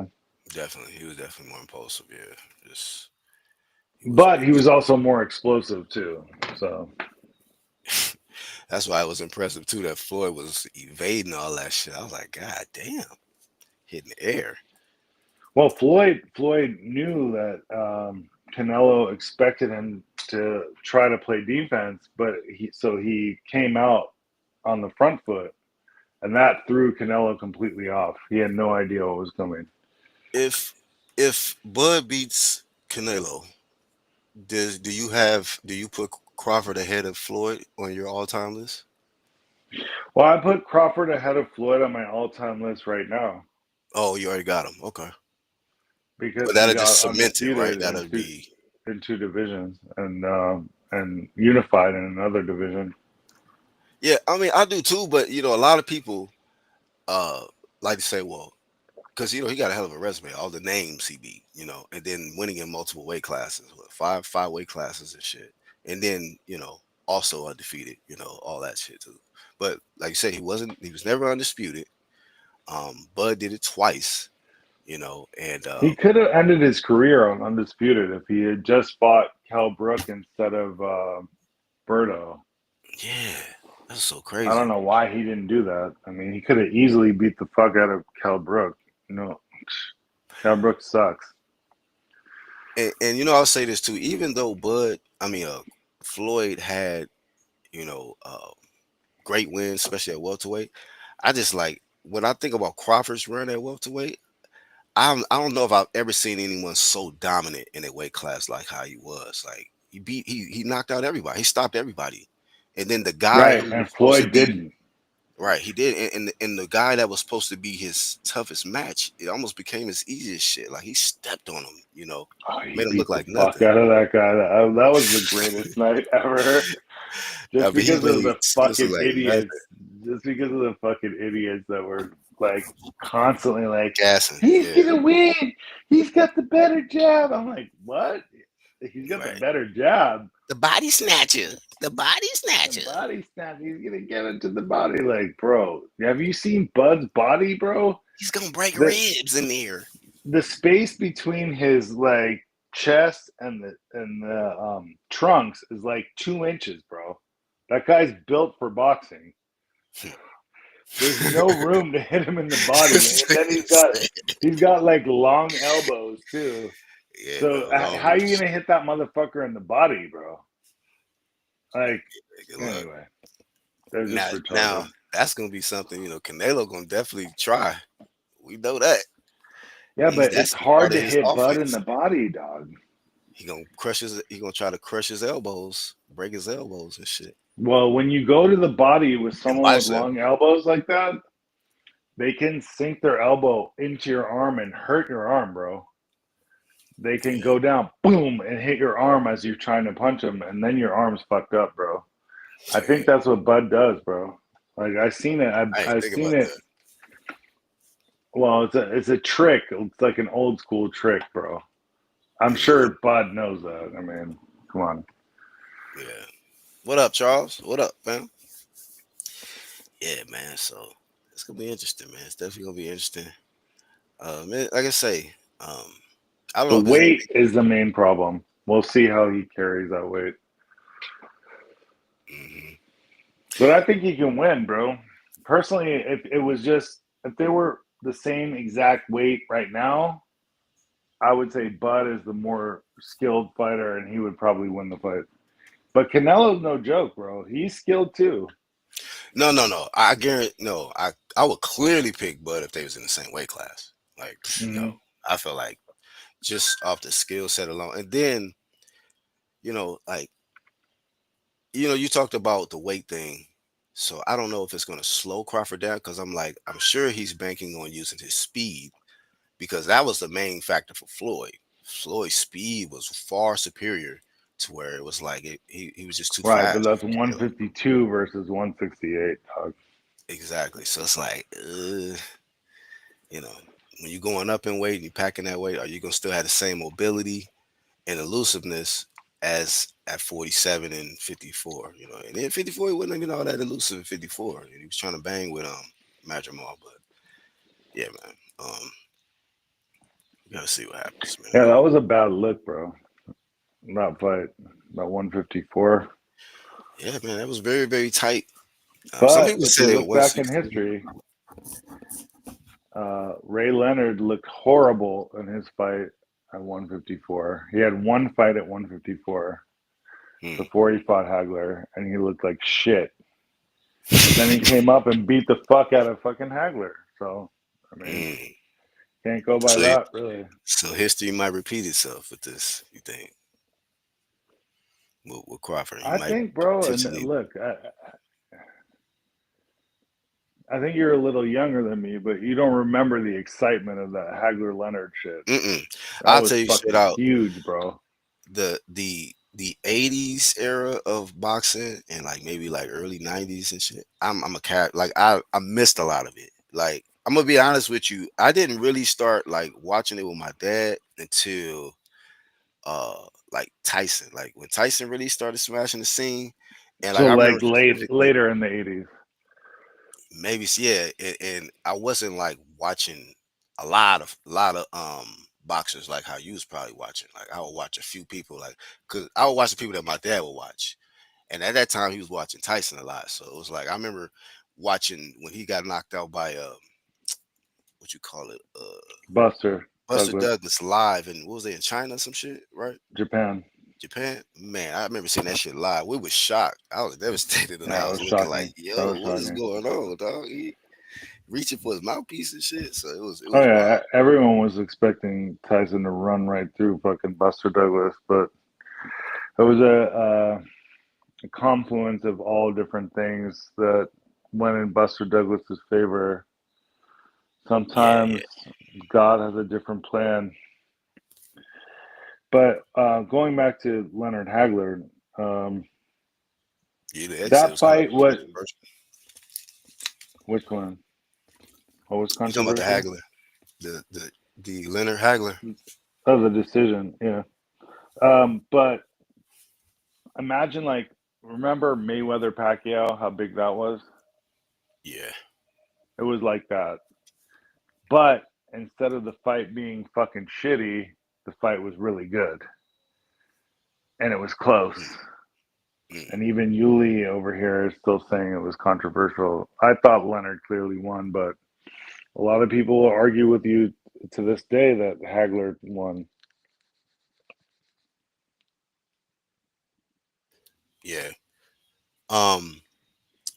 I'm trying to think on the undercard. Who did I see on the undercard? Damn, because I did want to speak on it. Who was the co-main event? Oh, Raymond Ford fought Matisse, Thomas Matisse. He beat the fuck out of Thomas Matisse. That was some bull. Did you see the undercard? I missed that one, brother. Oh, okay. So Raymond Ford looked pretty good. I think that was his first time, or what was his second fight at the higher weight class. So I think he had welterweight now, if I'm not mistaken. Because I think he was was he not at 40? I gotta look it up. Sometimes I don't be following the lower weight class boxers that much that closely or whatever. But he put a good performance on though. Who else was on that card? Yeah, but anyway, we got some cards coming up though. You know what a lot of people been talking about today, bro? Not to interrupt you, excuse Oh, go me, ahead. but they're can you hear me? Yeah, you hear Yeah, me? Yeah, go ahead. yeah, yeah.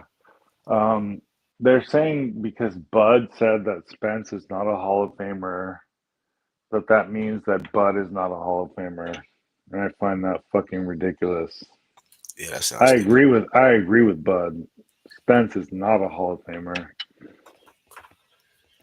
Crawford's career is what makes him a Hall of Famer. But yeah, The accolades, what yeah, he's done throughout his whole career, it's not just about beating it's Spence. no question. Yeah, he's the first person to in men's boxing to ever do what he did. So two-time undisputed. Yeah, I huh. think I give him That's credit what's up. for changing the uh the mentality of champions. Instead of just, holding on to one belt, trying to get like 50 defenses and shit. Motherfucker, like, man, give me all these motherfucking belts. Let me fight all Right, these he brought battles. back undisputed because he was the first one to get it since Jermaine Taylor.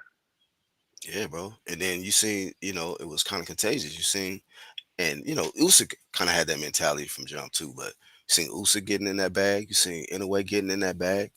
Jermell Charlo even got in that bag. Canelo even Canelo got in that bag. I think he was influenced by seeing Crawford and all these other guys become undisputed because it's like, Canelo for a while he was just like, I'm Canelo. I don't need belts. I can fight any fucking body and whooping. And then all of a sudden Yeah, he like, fuck it. acting like Tank and shit. Yeah, yeah. Acting like I'm bigger than the sport. So payday, that type shit. But then he started getting on some shit, fighting people that he needed to fight to get the belts. I'm like, okay, that's what you're supposed to do. You may not think that this guy deserve a shot or he's boring, he fight with nobody, but you still need to fight him if you got a belt. You know what I mean? So he ended up fighting the guys like the Billy Joes and the Callum Smiths and the um what the fuck Well, he swept out that 168 division. yeah, Too Caleb bad bitch Plant. ass fucking Benavidez didn't keep a hold of his belt because he could have been one of those guys. Speaking of Benavidez, they upgraded him to Now champ. he's crying. Yeah, I fucking hate that, bro. That Fuck. is stupidest, bro. I don't know if you seen Ah, last live stream, bro, with I the did not, WBC but I shit. can't I stand was that. I Ah. was lighting Mauricio up for that, bro. I'm like, but look, because I know how you feel about David Benavidez, but look, how is the WBC gonna have this energy for Benavidez now at 75, but they didn't have this energy for him at 68? Now all of a Well, sudden, they did. Because when he missed weight, bro, they offered him an immediate title shot with Beterbiev, and he turned it down. no, I'm not talking about that. Yeah, I heard that that's true, but I'm not talking about that. I'm just talking about his mandatory shot, through the WBC. He had Right. to wait hella days at 68, and I'm not blaming Connect. That's a WBC shit situation. They're biased to him and not wanting to make that fight Wait, happen. wait, wait. When you say that, specify. When did he have to wait? What do you mean? When did he have to wait? The whole time period, ever since Canelo got the belt, right? Right. From they he Caleb fought Plant. Smith, but no. I'm talking about way before that. I'm talking about when he ended up getting the belt. He fought Smith, and they threw the WBC belt Oh, in him. right. They threw it in there. I remember that. Yeah. From that time period, Well, that's only because bitch ass Benavidez fucking lost his belt on the scale, but go ahead. no. You gonna keep, yeah, man. You gonna keep reiterating that, but yeah, you correct on that. But I'm saying from that time period, right? Let me look on Hmm. box real quick because I just want to see how long it was. Like now, just think about it. David Benavidez just got to 75, right? He beat Hmm. a few people. He beat Vostik and he beat David Morrell. And he wasn't there that long, and all of a I sudden, give I give him David Morrell was a good win. yeah, it was a good win. But I'm saying like I'm just talking about the quickness now of him getting a shot at 75 as compared to 68. I just feel like dog, y'all, and I just feel like he Mauricio Suleiman with the WBC, he do little bullshit that's that's convenient for him. When he want to enforce mandatories, he'll enforce it. But if he got a Mm. certain relationship with a champ and they don't want to fight the mandatory, he ain't gonna press him. He not gonna strip him. He didn't strip Canelo. You know, but when it comes to Bivol, his motherfucker just became unified. He Oh yeah, they gave pick and choose who the fuck they want to strip. that's my point. And I can't blame like the champions in a sense. It's just the governing body. That's why in my video I was like, bro, fuck these governing bodies. We don't need them. Keep the ring and let Turkey Al Sheik, promote his undisputed belt, for the big champ shit. Like, Well, if Turkey Al Sheik was really smart, bro, he's got all the money in the world, right? He can throw money around. This is just like a plaything for him, boxing. This is like his hobby. yeah. He's got way more money than that, right? I mean, obviously the way What he throwing what his money what around. he should do is buy all four sanctioning bodies. They're not worth that much, bro. Look up how much they're worth. He could buy all four of them for at bargain basement prices right You don't now. think he already tried to do that? Hell no, And bro. He and, didn't and even do you think of think? that. I thought of that. I He mean, should yeah. give me a commission on that.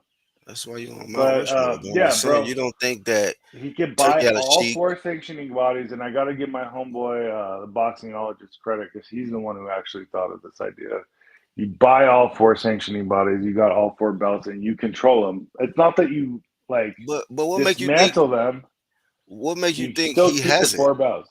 What? Because he already bought the ring. You don't think he already considered that or pondered that idea? Maybe they on some shit like fuck that. No, We can't I be don't bought. think he.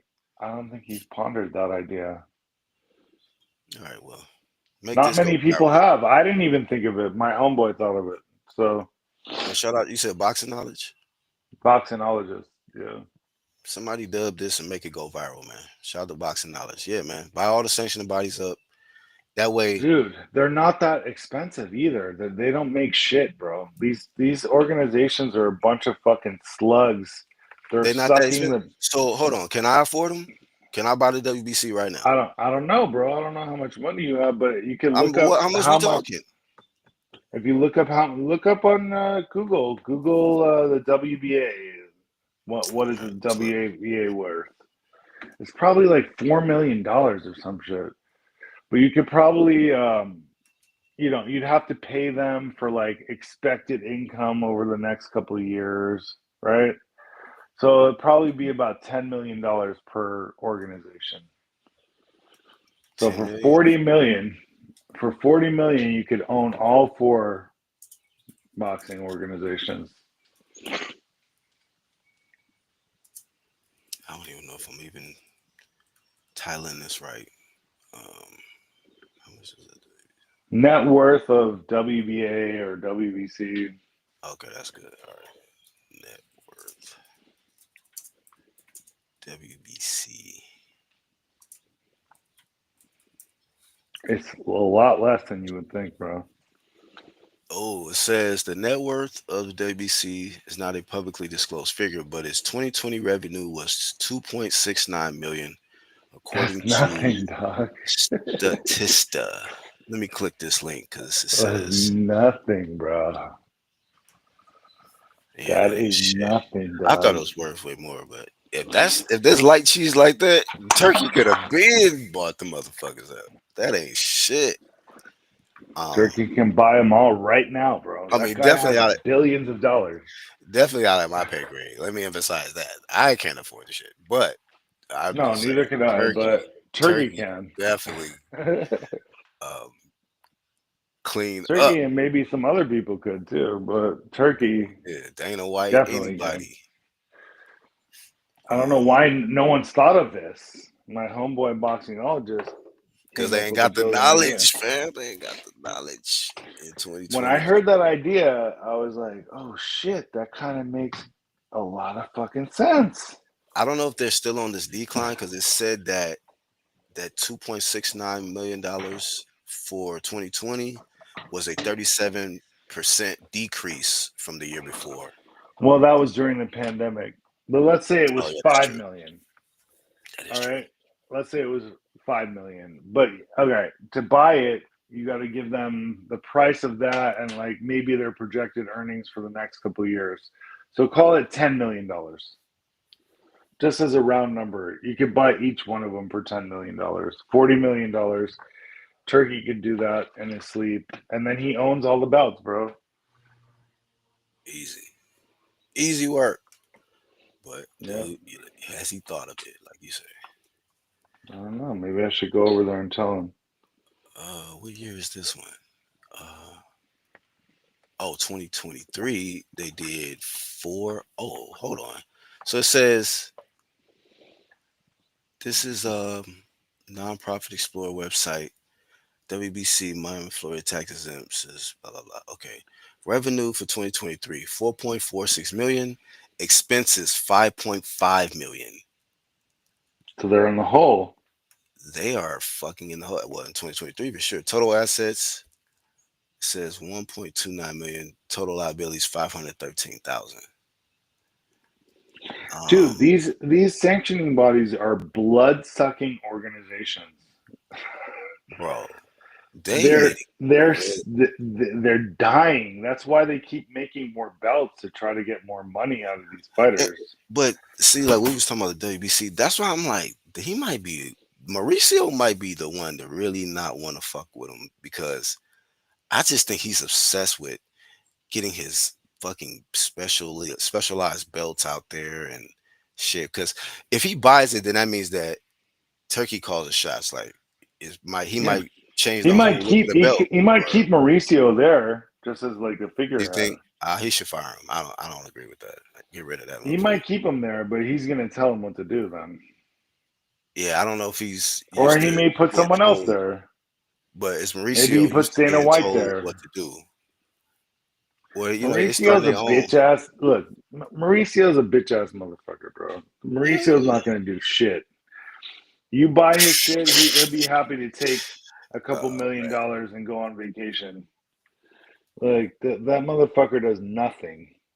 Oh, we've got the new uh, Nordic belt, and we're gonna put it on the line over here for the non-Nordic fighter. Like, dude, this fucking didn't Tyson Fury win like a Mestizo belt?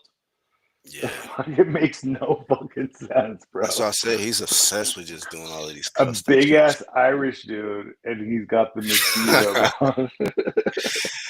And it was so funny, like, what if would you call it? What belt did he make one time?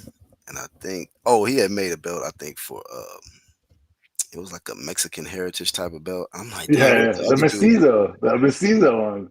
yeah, that one too, but it was a different one. I think he did it for Uh, Canelo. I was like, damn, what if the other dude win? That should be funny. yeah. Like he specifically made this because he knew Canelo was gonna win. It was gonna look good, but if he Bro, loses, I don't think damn. they knew that Tyson Fury was gonna win that Mestizo belt. That shit was who, funny as who did he hell. fight for that? I don't even remember, dog. It might have been what's the dude that split his? Remember he had that bad cut. What's that dude name? Uh, Areola? No, no, No, I no. don't The think they dude that fought. cut Tyson Fury. Remember the fight should have been stopped, but Oh, Tyson yeah, yeah, Fury. yeah. That, yeah, I remember. Fuck, what What's was that his fool name? name?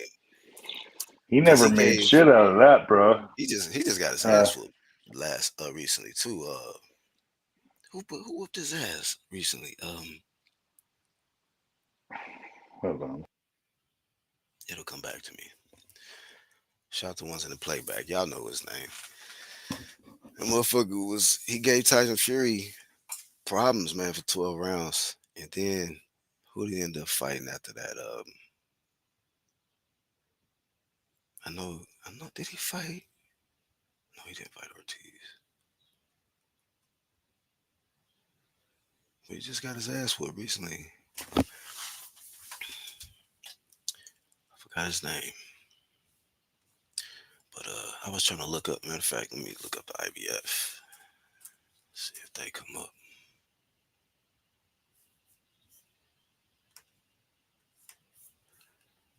They don't go off initials.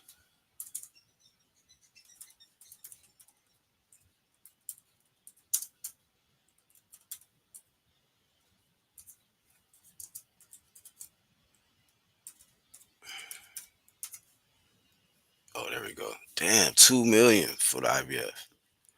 These dudes is not making no money like that, bro. What the hell? Revenue 2.3, expenses 2.02. I What think the you're talking about Wallen, right? Otto Wallen? Yeah, there you go. I keep Yeah, forgetting his name every I had to time. look it up. Uh, Not gonna claim that I remember that shit. Otto Very Wallen. Let me forgettable. let me look real quick because I'm trying to see who he recently got his ass whooped by somebody. No, I could tell you. He got cooked too, boy. I'll have to look it up right now. Derek Chisholm. Oh shit. Yeah, Chisora. I got it right when you got it. Derek Chisora. Yeah, yeah. He got cooked by Chisora. That's a bad loss, man.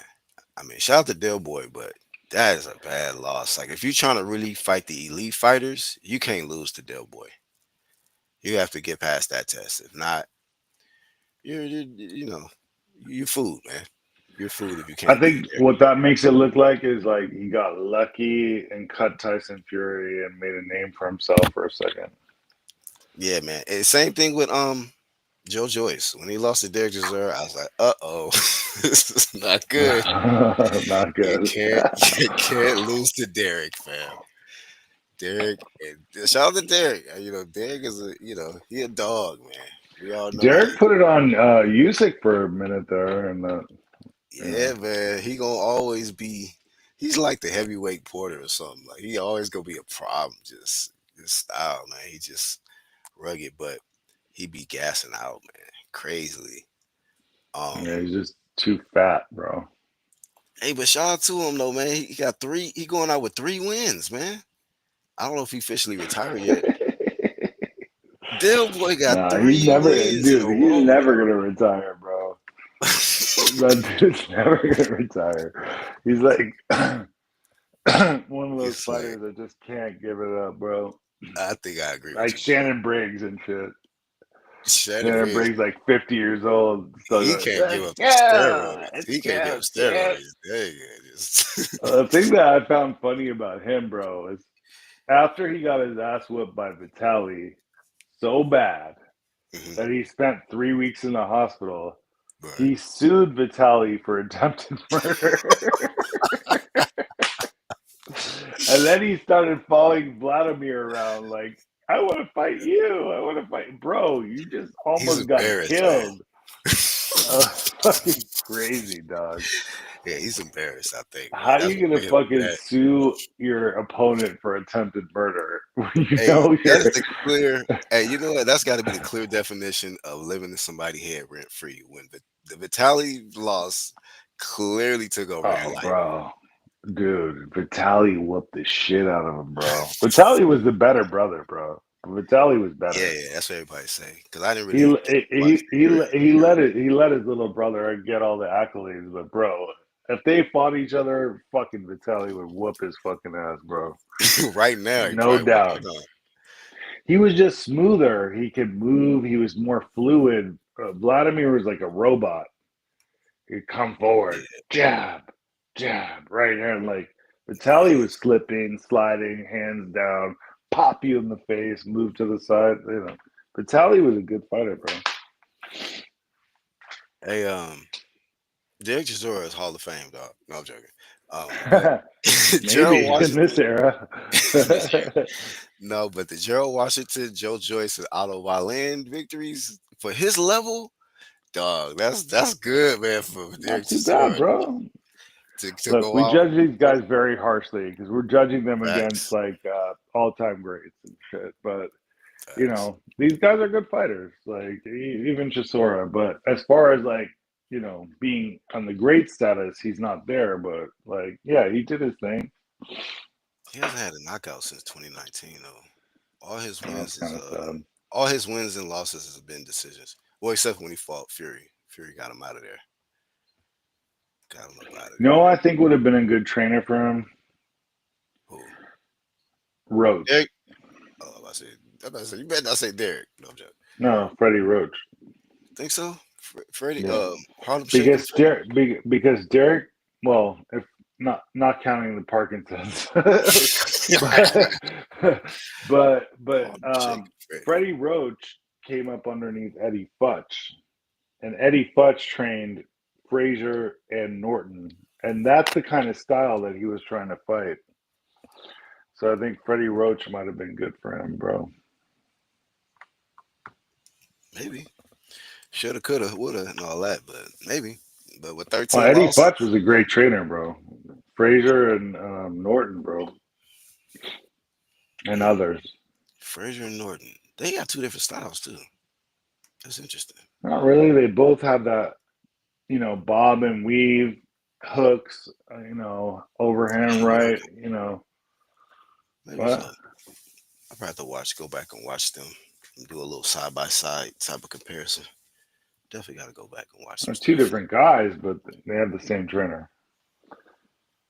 Eddie Futch, And you say? Eddie Futch, yeah, I'm gonna look him up. one of the best of all time, in my opinion. Rest in peace to Joe Frazier, man. Shit, George Foreman just died. God damn, that was weird. I know out of nowhere. Like, damn, I didn't even know He seemed like he was never gonna die. He had so much energy, dude. Eddie Futch. Oh, he died a day before my birthday, actually, October 10th. Um, Among the fighters he trained, Joe Frazier. Oh, Larry Holmes too. Damn. Trevor Yeah, at a Burbick. certain point, yeah. He's a Wow. great trainer, bro. He was one of the best. Damn, they say he trained four of the five men to defeat Muhammad Ali. Oh, that's a hell of a stat. Damn. Shout out to Eddie. Man, Eddie's be doing Who their were the thing in four? boxing. Who were the Says four? It was Frazier, Norton, Frazier, Holmes, and Burbick. Norton. Oh, damn. That's a stat. Did you even know? Did you realize that? I just saw this on Wikipedia. So I it's don't like really count the Holmes and Burbick ones because he was he was older, yeah. old. But still, But you Frazier know, and on a Norton, resume as a trainer, trainer, you can be as a like, trainer, dog, hell yeah, that'd be cool. ain't nothing y'all can tell me. You know, Kanye West song can't tell me nothing. I got So, four to five so, people. so Freddie Roach came up underneath him, and that's how he learned how to Oh train wow, people from Eddie Futch. And their names are kind of similar too. Freddie Roach, Eddie Futch, similar. damn! I'm reading up a little bit on his early life and shit, but damn man. So I guess so was Frazier's first champ? I think so. You say he was first hired by Frazier, so yeah, I think yeah. Shout out to Frazier, man. But yeah, man. All right, I learned something today. Eddie Futch, and then thus came the birth of Harlem Shaking Freddie, or how Floyd Senior say, Freddie the joke Coach Roach. That shit was That's funny when they did that press conference. Oh man, funny. shout out to Floyd Senior too. I don't know if he having health issues because he been out the scene for a while now. He used to be in the camera a lot. Shout out to all the good boxing trainers out there. Yeah. Um. Before we get out of here, man, give me your best trainer and best promoter. I think I know who you're gonna say I'm promoter, but best trainer. Oh shit, best trainer of all time. No, I no, would no, say no. Ray. Just act. Well, you can give me both. Go ahead. Oh, active now. Yeah, or both. Well, Don't all matter. time I would say Ray Arcel. Uh, but right now, All um, time is who? Ray Arcel. Oh, I never even heard of him. Um, What era is that from? right now, Hold on, I'm trying to think about right now. None of them are Look, that look, good. look. uh, right now, Yeah, it probably I take don't one want of to. them. Bomac. I'd say Bomac right You now. serious? You think Womack? Yeah, man, he's got a fucking successful fighter. He's got him perfect. That guy's perfect. Perfect. Yeah, Damn. and Okay. he also has what's his name? Shakur Bitchinson. Right. So And it proves that he could do it with other people too. right. And then Keyshawn unbehaving to no, uh Keyshawn Yeah, Davis and I then give it to Bomac right now the um, DB3 brothers until and shit. proven otherwise.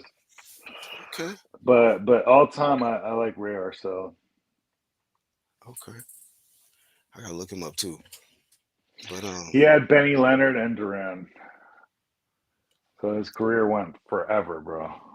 well, Benny Leonard was in the when did 1920s, the Panama and take over? Panama dude take over, when Jack.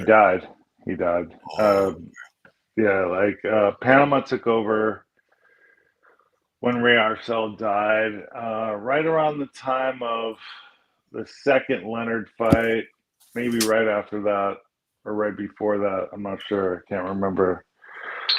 But Panama was a scumbag, obviously, and then I don't hell trust. yeah, dog. I don't trust anything that happened with Duran after that. That's why I kind The of one put, I mixed promotions over there, man. yeah, yeah. I put a caveat on everything Duran did after Ray Arcel died, but Ray Yeah, Arcel was the guy who made Duran. the one I mixed. No, no, not that one. Bro. Shout out to technology, man. They caught that shit. I don't know. I know it wasn't 4K, but it was one of them Ks. Yeah. Well, you know it was in there, right? They put asthma medicine in there with bubbly water. And what does that do again? Like, what is that? It How does that opens up your affect? lungs. It opens up your lungs, and like if you notice in that fight, he's fighting Arguello, right? So Arguello is up against it. He's moving up a division to fight, you know, to fight who was it? Fuck, Aaron Pryor. So he's Mm, fighting Aaron Pryor. Aaron Pryor was getting in his ass for the first few rounds, but then Arguello started coming back and whooping Aaron Pryor's ass for a mm, while. And it was the 11th, or what was it, a 15 round fight? I think it was a 15 round fight. It was either the 14th or the 15th. It was between the 14th and the 15th where he did the bottle thing. Because Arguello had just whooped his ass in that round. And Pryor came back looking like he was ready to go out. He's like, "Give me the bottle I mixed." It had asthma medicine mixed with bubbly water. So when you drink that, not only does it like wake you up, kind of, it opens up your lungs to where you can breathe. So when he came out in the next round, he looked like it was the first round of the fight. He was fresh yeah, as fuck. I remember seeing that. I Yeah, didn't watch the whole fight, but I remember that round though. After he got yeah. that mixture. Oh Damn, yeah, hands of yeah. blazing hands, bro. Like, damn, Bro, like it was the first round. Like he hadn't been fighting for 13 rounds or that whatever. shit was so obvious. It's just crazy that they didn't. They never overturned that shit, huh? I don't Or think did they they? did. That's I don't think they did. horrible. No. Yeah, Arguello deserved. Like if they hadn't done that, I think Arguello probably would have knocked him out in the last round. Mm. But they I didn't want never to see really. our Aaron Pryor go out like that. Yeah. I gotta really look into his career too, cause I've heard a lot about Aaron Pryor, but I never watched none of his fights. I did Oh, he hear was that a people hell was of a ducking beast, the bro. shit out of him. I heard He was a Sugar. hell of a beast. Then they say Sugar Ray ducked him. I was like, No, no, damn. that's not true at all. You don't think that? Okay. I don't I know. They were know saying that's some not true. people was swerving him. People say that. People say that. Sugar Yeah. Ray did not duck him, bro. He offered the guy $750,000 to fight. The guy turned it down. Hey, Yuli X think is Robert Garcia over Bomac. That's a good one. But what is? I mean, Robert There's a Garcia lot. is a great trainer. He trained. But He what is got a he? lot of champs, bro. Like, well, I don't know But about what right has he now. done? What is he doing right now? I'm just going by right Uh, now. Now recently he just lost the champ. Um, El Ryu. Damn, Ryu got cooked, boy. Oh my god. I don't know what the game plan for El I'm Ryu in saying that that. fight was, but man, bro, that Russell dude got off. Pause, right? I was like, yo, what? You can't win a round, B. But yeah, Ryu, man. Hopefully he's mentally shook that one off because, damn, that was a bad loss, dog. And the way Garcia was looking after that fight, I was like, yeah, you can't do the same training method with every fighter, man. You Right. know, that shit worked with Cruz, that little style. And I don't know, like, I don't know what was going on with Ryder. I just felt like he was just late. Like, Russell was first. He was first through the door, and next thing you know, he was just like, by the time he throwing his punch, homie gone already. And he just it was just every round it was just like he was slow, sluggish. It didn't Elvis has seem left like, the building. huh? I said Elvis has left the building by the time your punch lands. Man, I was just like, damn, bro, this is a bad performance. I think Spe- the most impressive training performance by Robert Garcia was really with Maidana, bro. yeah, I agree. I That mean, that was Maidana was really a hell of a beast before he went to Robert Garcia, but he lost to Amir Khan, bro. Come on. wait, hold on. Who trains Barrios? I mean, not Barrios. Bam Rodriguez. I'm not sure. Do Robert train him? I Cause don't that is know. a That could whoever be. got him, dog. That's a good little notch as a trainer, bro. Like, I got Bam Rodriguez. That motherfucker can scrap. He be cooking in that ring, bro. Is So that if Robert Garcia? I'm not so sure about that. he might, I think we cause would know if that was the case. let me look it up. I'm gonna look it up real quick. Fuck it, cause I want to know who trained him. I want to know who trained him, dog. Let's see. Uh,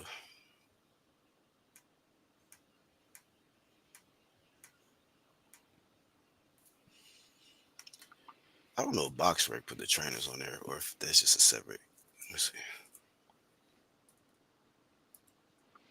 Yuli says Robert Garcia of recent. I don't know. I'm not sure what that means.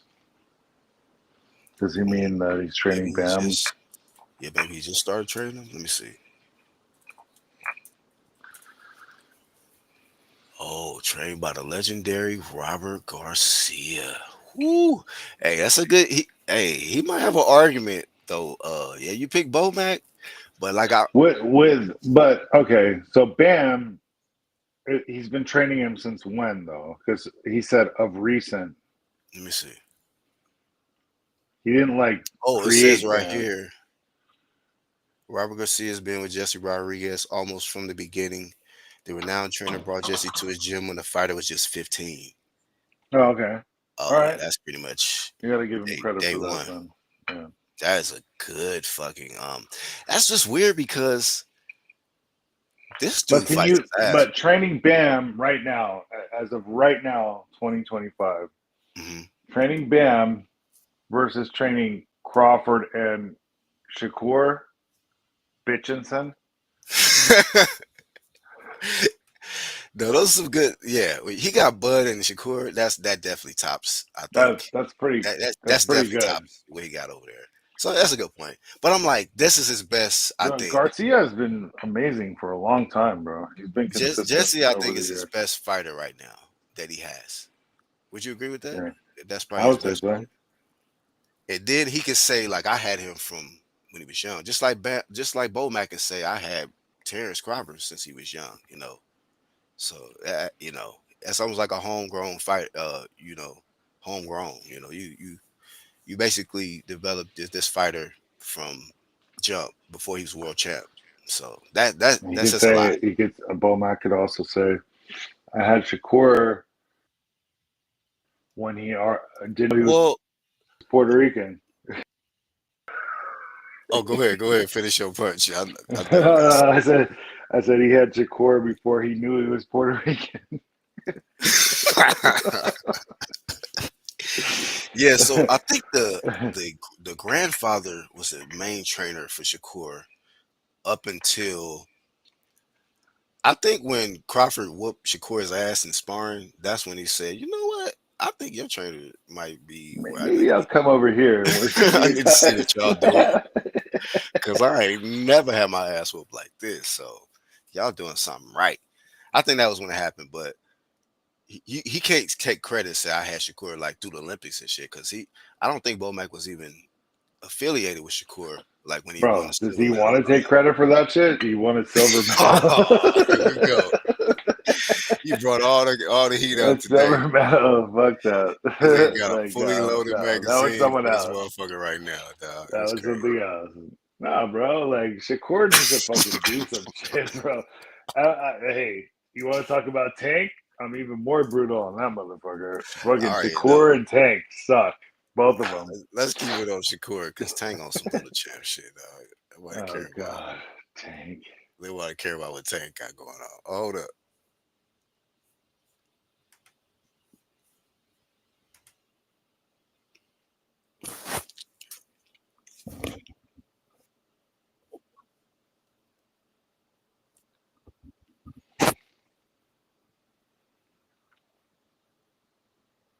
Is that Shakur? I can't hear it, but I don't know if anyone else can. Oh, my bad. I thought I had selected the audio. I thought I selected the audio. This is for fair use and commentary only. Yes, it's just commentary only. We don't take credit for the content being utilized. Let's see. Capture audio.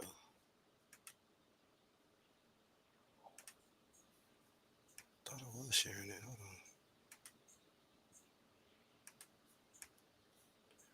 Hopefully, it worked this time.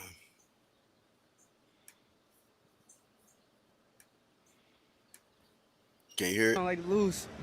Yeah, no, I can.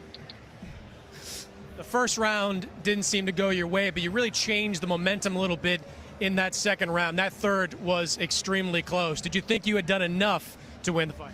Nah, I had to make it clear. I like all my fights to be clear victories. I felt he got his victory, and much respect to him. You come in here, I know you wanted that gold medal. There it I know is. it's emotional, but you What walk a away with the fucking dumbass thing to say. Chris Mannix, man, I think he be gassing sometimes. He just be, but his shit don't even need to be certain questions. No, Like, I leave didn't this man mean alone. He got lint in his hair. He emotional. He don't want to hear all that. give him the gold medal. I knew he wanted to.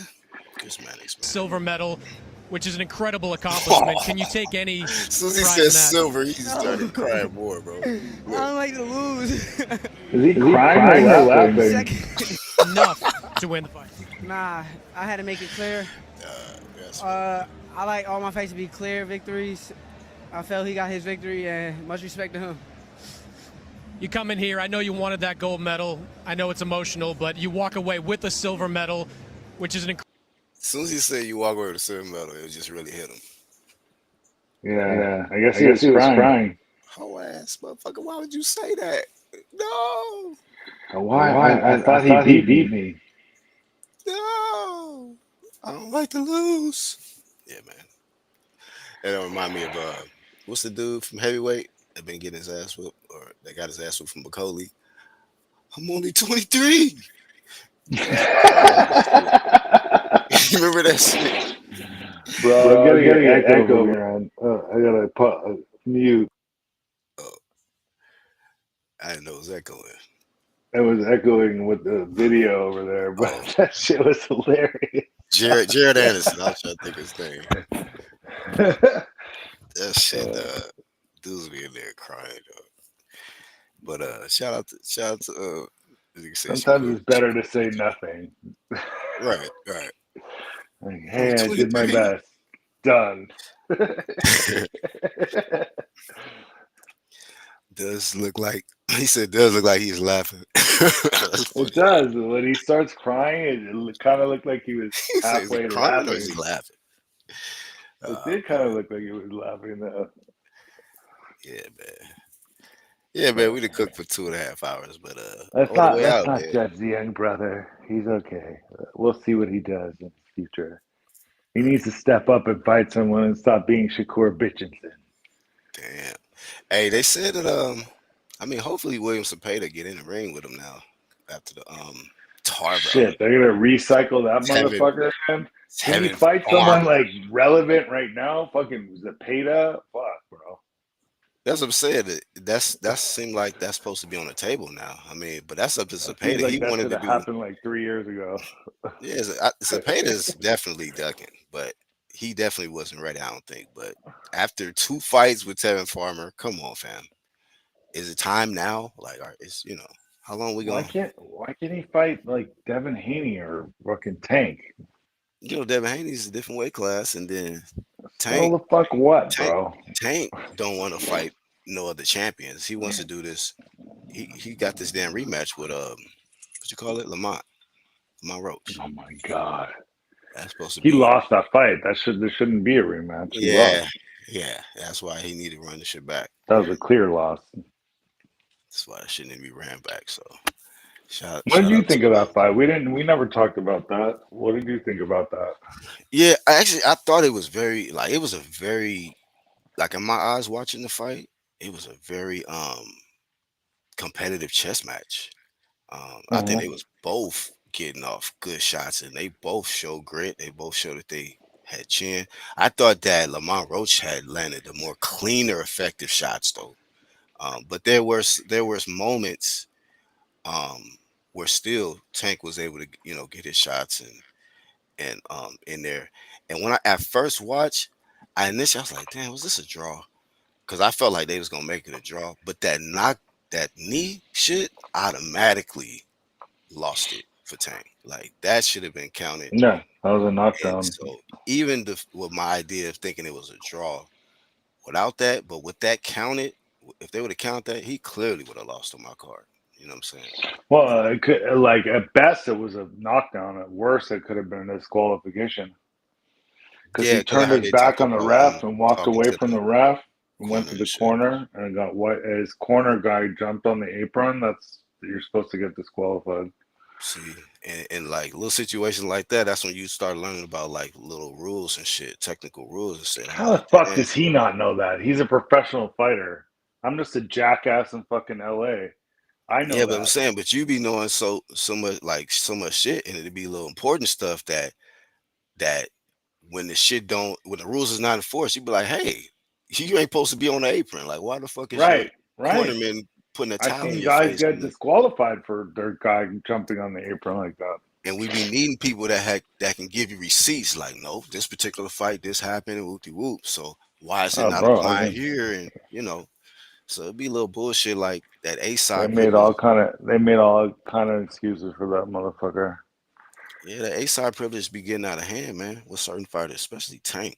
Shit is goofy, That bro. one was. And he said after the fight, "I didn't know if I took a knee, it would be a knockdown." Like, are you serious, That's bro? stupid, bro. Are Your you that trainer, dumb? your own promoter at that particular time, Floyd. You didn't watch none of his fights. Like Floyd took a Like, knee and it was counted a knockdown. Like you're an idiot. God damn, bro. That was like thick as fuck, bro. I just want to see him get his ass whipped, bro. Yeah. I'm Who you got tired in of the that rematch? motherfucker. I hope Roach wins, bro. I'm definitely rooting for Roach. He did his A thing, good bro. He scrap. fucking whooped the shit out of Tank, bro. Fuck that It was guy, Tank. it was a good Tank's a scrap. little bitch, bro. With his fucking purses and his fucking skirts and shit. Fuck Tank. And it'd be shit like he need to have more opponents like how he fought Roach because a dude who not afraid of you, a dude who not like starstruck, like just happy to be there and shit. Like Tank somebody. has too many people blowing smoke up his ass is the problem. Yeah, it's just niggas be gassing them and shit. A side gets Yep. special treatment, right? Uliax, it's just be that A side shit. Just be, I don't like it for no fighter that has that privilege. Like, they could fight a dude can go in that dude's backyard, clearly pitch a shutout, and they'll get a L because you at the wrong place. Yeah, You're not in your own right. hometown. Some shit. It's like, damn, that shit fucked up. Like A No, side the shit. umpire's in the bag, bro. That fucking ref started counting and then Mm-hmm. stopped counting. Who knows Right. why? Someone gave And, him a little stop it signal from the fucking crowd or something because the guy was counting. and we know the referee Fucking, looked over the rule books with his eyes, so we know you didn't miss a particular one detail when you became a ref before you became a ref. So come on oh, now, dude, you don't get to be a ref in a pro fight like that without learning knowing everything, the dude. book. Yeah, Yeah. I guarantee you. I don't know if Harvey Doc would have. I don't know. He's Oh, been kind Harvey of. Doc would have fucking counted, bro. Yeah, I was No, about to say. I think Harvey Doc would I have gotta counted. believe Harvey Doc would not have stopped that count, bro. I'm trying to think of good credible referees to where it's like, okay, that motherfucker would have did the right thing. You know what I mean? Like, I so gotta I think believe Harvey. Harvey Doc. That's my boy. I like Harvey Yeah. Doc. Shout out to Harvey for stopping the fight when Spence was getting his ass whooped. You know what I mean? He We needed saved you, Harvey. Spence's life. He I saved his wish he had fucking let life, it bro. go a little longer. Derek wouldn't do it. You know what I'm saying? So shout out to Oh Harvey. So yeah. he said a ref cross-eyed. That's what I say. He read across all those freaking rules. You know, he didn't leave out no details. He said Tank going after JP if he wins. No, I heard about that Jake Paul shit. That shit weird. Oh How's my that even god. possible? That's stupid. I That's mean, he Tommy already got his Fury's. ass whooped by Tommy Fury. Yeah, I was that's Tommy Fury's work leftovers. leftovers or whatever. Yeah. So and I heard that Jake Paul trying to make the rematch. So he just giving Tommy Fury celebrity status for nothing, bro. Worst resumes in boxing, bro. If you look at Tommy Fury's resume, that is the most The pathetic one thing, shit. Jake Paul. That's the most pathetic shit I've ever seen, dog, in boxing, bro. He had, That's I think funny. I did the numbers on it, bro. His wins, the collective losses of his opponents was like over 200 or some shit, bro. Like 177. Because one of the guys that he fought had like 101 losses, dog. No cap. You can look this shit up. So I was just like, Tommy's like the dumbass of the family. Jake Paul lost to and him, Jake is making him relevant for nothing. You know, yeah, this man bro. is just getting monster. I don't know how much paydays really is, but he's getting millions of dollars to fight this Definitely YouTube getting millions. celebrity Yeah. for no reason, man. One thing I had to say for Jake Paul, he knows how to make money, but he ain't no good fighter. Like if you put him in there with someone good, like put him in there with Morale, bro. Let's see how that goes. Oh hell no, he'll get cooked. Hey, but speaking of Jake Paul though, like damn him as a fighter. What is your thoughts on him as a promoter? You know who he just signed recently? No, I don't. Alicia Baumgardner. Baumgartner. Baumgardner, yeah, Baumgardner. He Jeez, signed her, or she's he his promoter. he's the promoter. Like, well, I'm saying Oh, signing, but he's her promoter. yeah, Yeah, he's yeah. her promoter and shit. He got Serrano, he got Well, it Alicia looks like Baumgardner, and I he's trying think to lock up the female boxing yeah, era. I think it's kind of smart that he's targeting female, and it's good that these women are getting bigger paydays with him and shit, being on these big ass cards. So No, shout out to I don't Jake think he's in that sense. necessarily good. I don't think he's necessarily bad for boxing. I just think he's a shitty boxer. Yeah, yeah, that's why I say damn his fighting ability. But let's look at him as I think he has a Promotional wise, he's good. potentially bright future in the sport of boxing as a promoter because he Yes, does know how to he's promote. He great at does know how to promoting put stuff. on good Yes, cards. You know he gonna do some extravagant shit, and walk-ins and shit, and you especially if don't he think can he fight. knows we all want to see him get his ass whooped? Yeah, he He knows it. knows that. It's strong. You can just tell when he fight. Like whoever he fighting, the energy is strong. Like please knock this fool Jake out. Please just clip him with something. But he always fights the guy who just can't do Yeah, it. can't get right ass dudes. He keep fighting. Yeah. Fucking Tyson took a dive for him. That was sad. Yeah, bro, pathetic. Yeah, that's Yeah. pathetic. I knew it was gonna be on some weird shit when he turned around after he kissed the dude on the cheek and turned around and it was just nothing but cheeks on the camera. I said, okay, yeah, this is gonna be on some weird shit, bro. This whole event Nothing just but went to cheeks. it was. I'm like, this whole event just went to hell, bro. Get Bro. get this card out of here. But Yo, if I'm on 1%, if I fucking fail, I'm gonna say nah, goodbye man, now. you But good, man. I appreciate you pulling up because I'm about to shut it down anyway, man. I've been up since what 5 in the morning. hey, man, it was great talking to you as usual, Always, and fam. I appreciate it. Mount Rushmore Hap. Let's go, man. All Appreciate you, right, dog. bye. Yeah, man. Shout out to Hap Low Type. You know what I mean? My dog. You know what I mean? One of them ones, man, for sure. One of them ones in this YouTube boxing community. So thank y'all for tuning in for this one. As y'all know, Black Horseman, also known as the Black Horse Promotions. The Flame Gang UGC.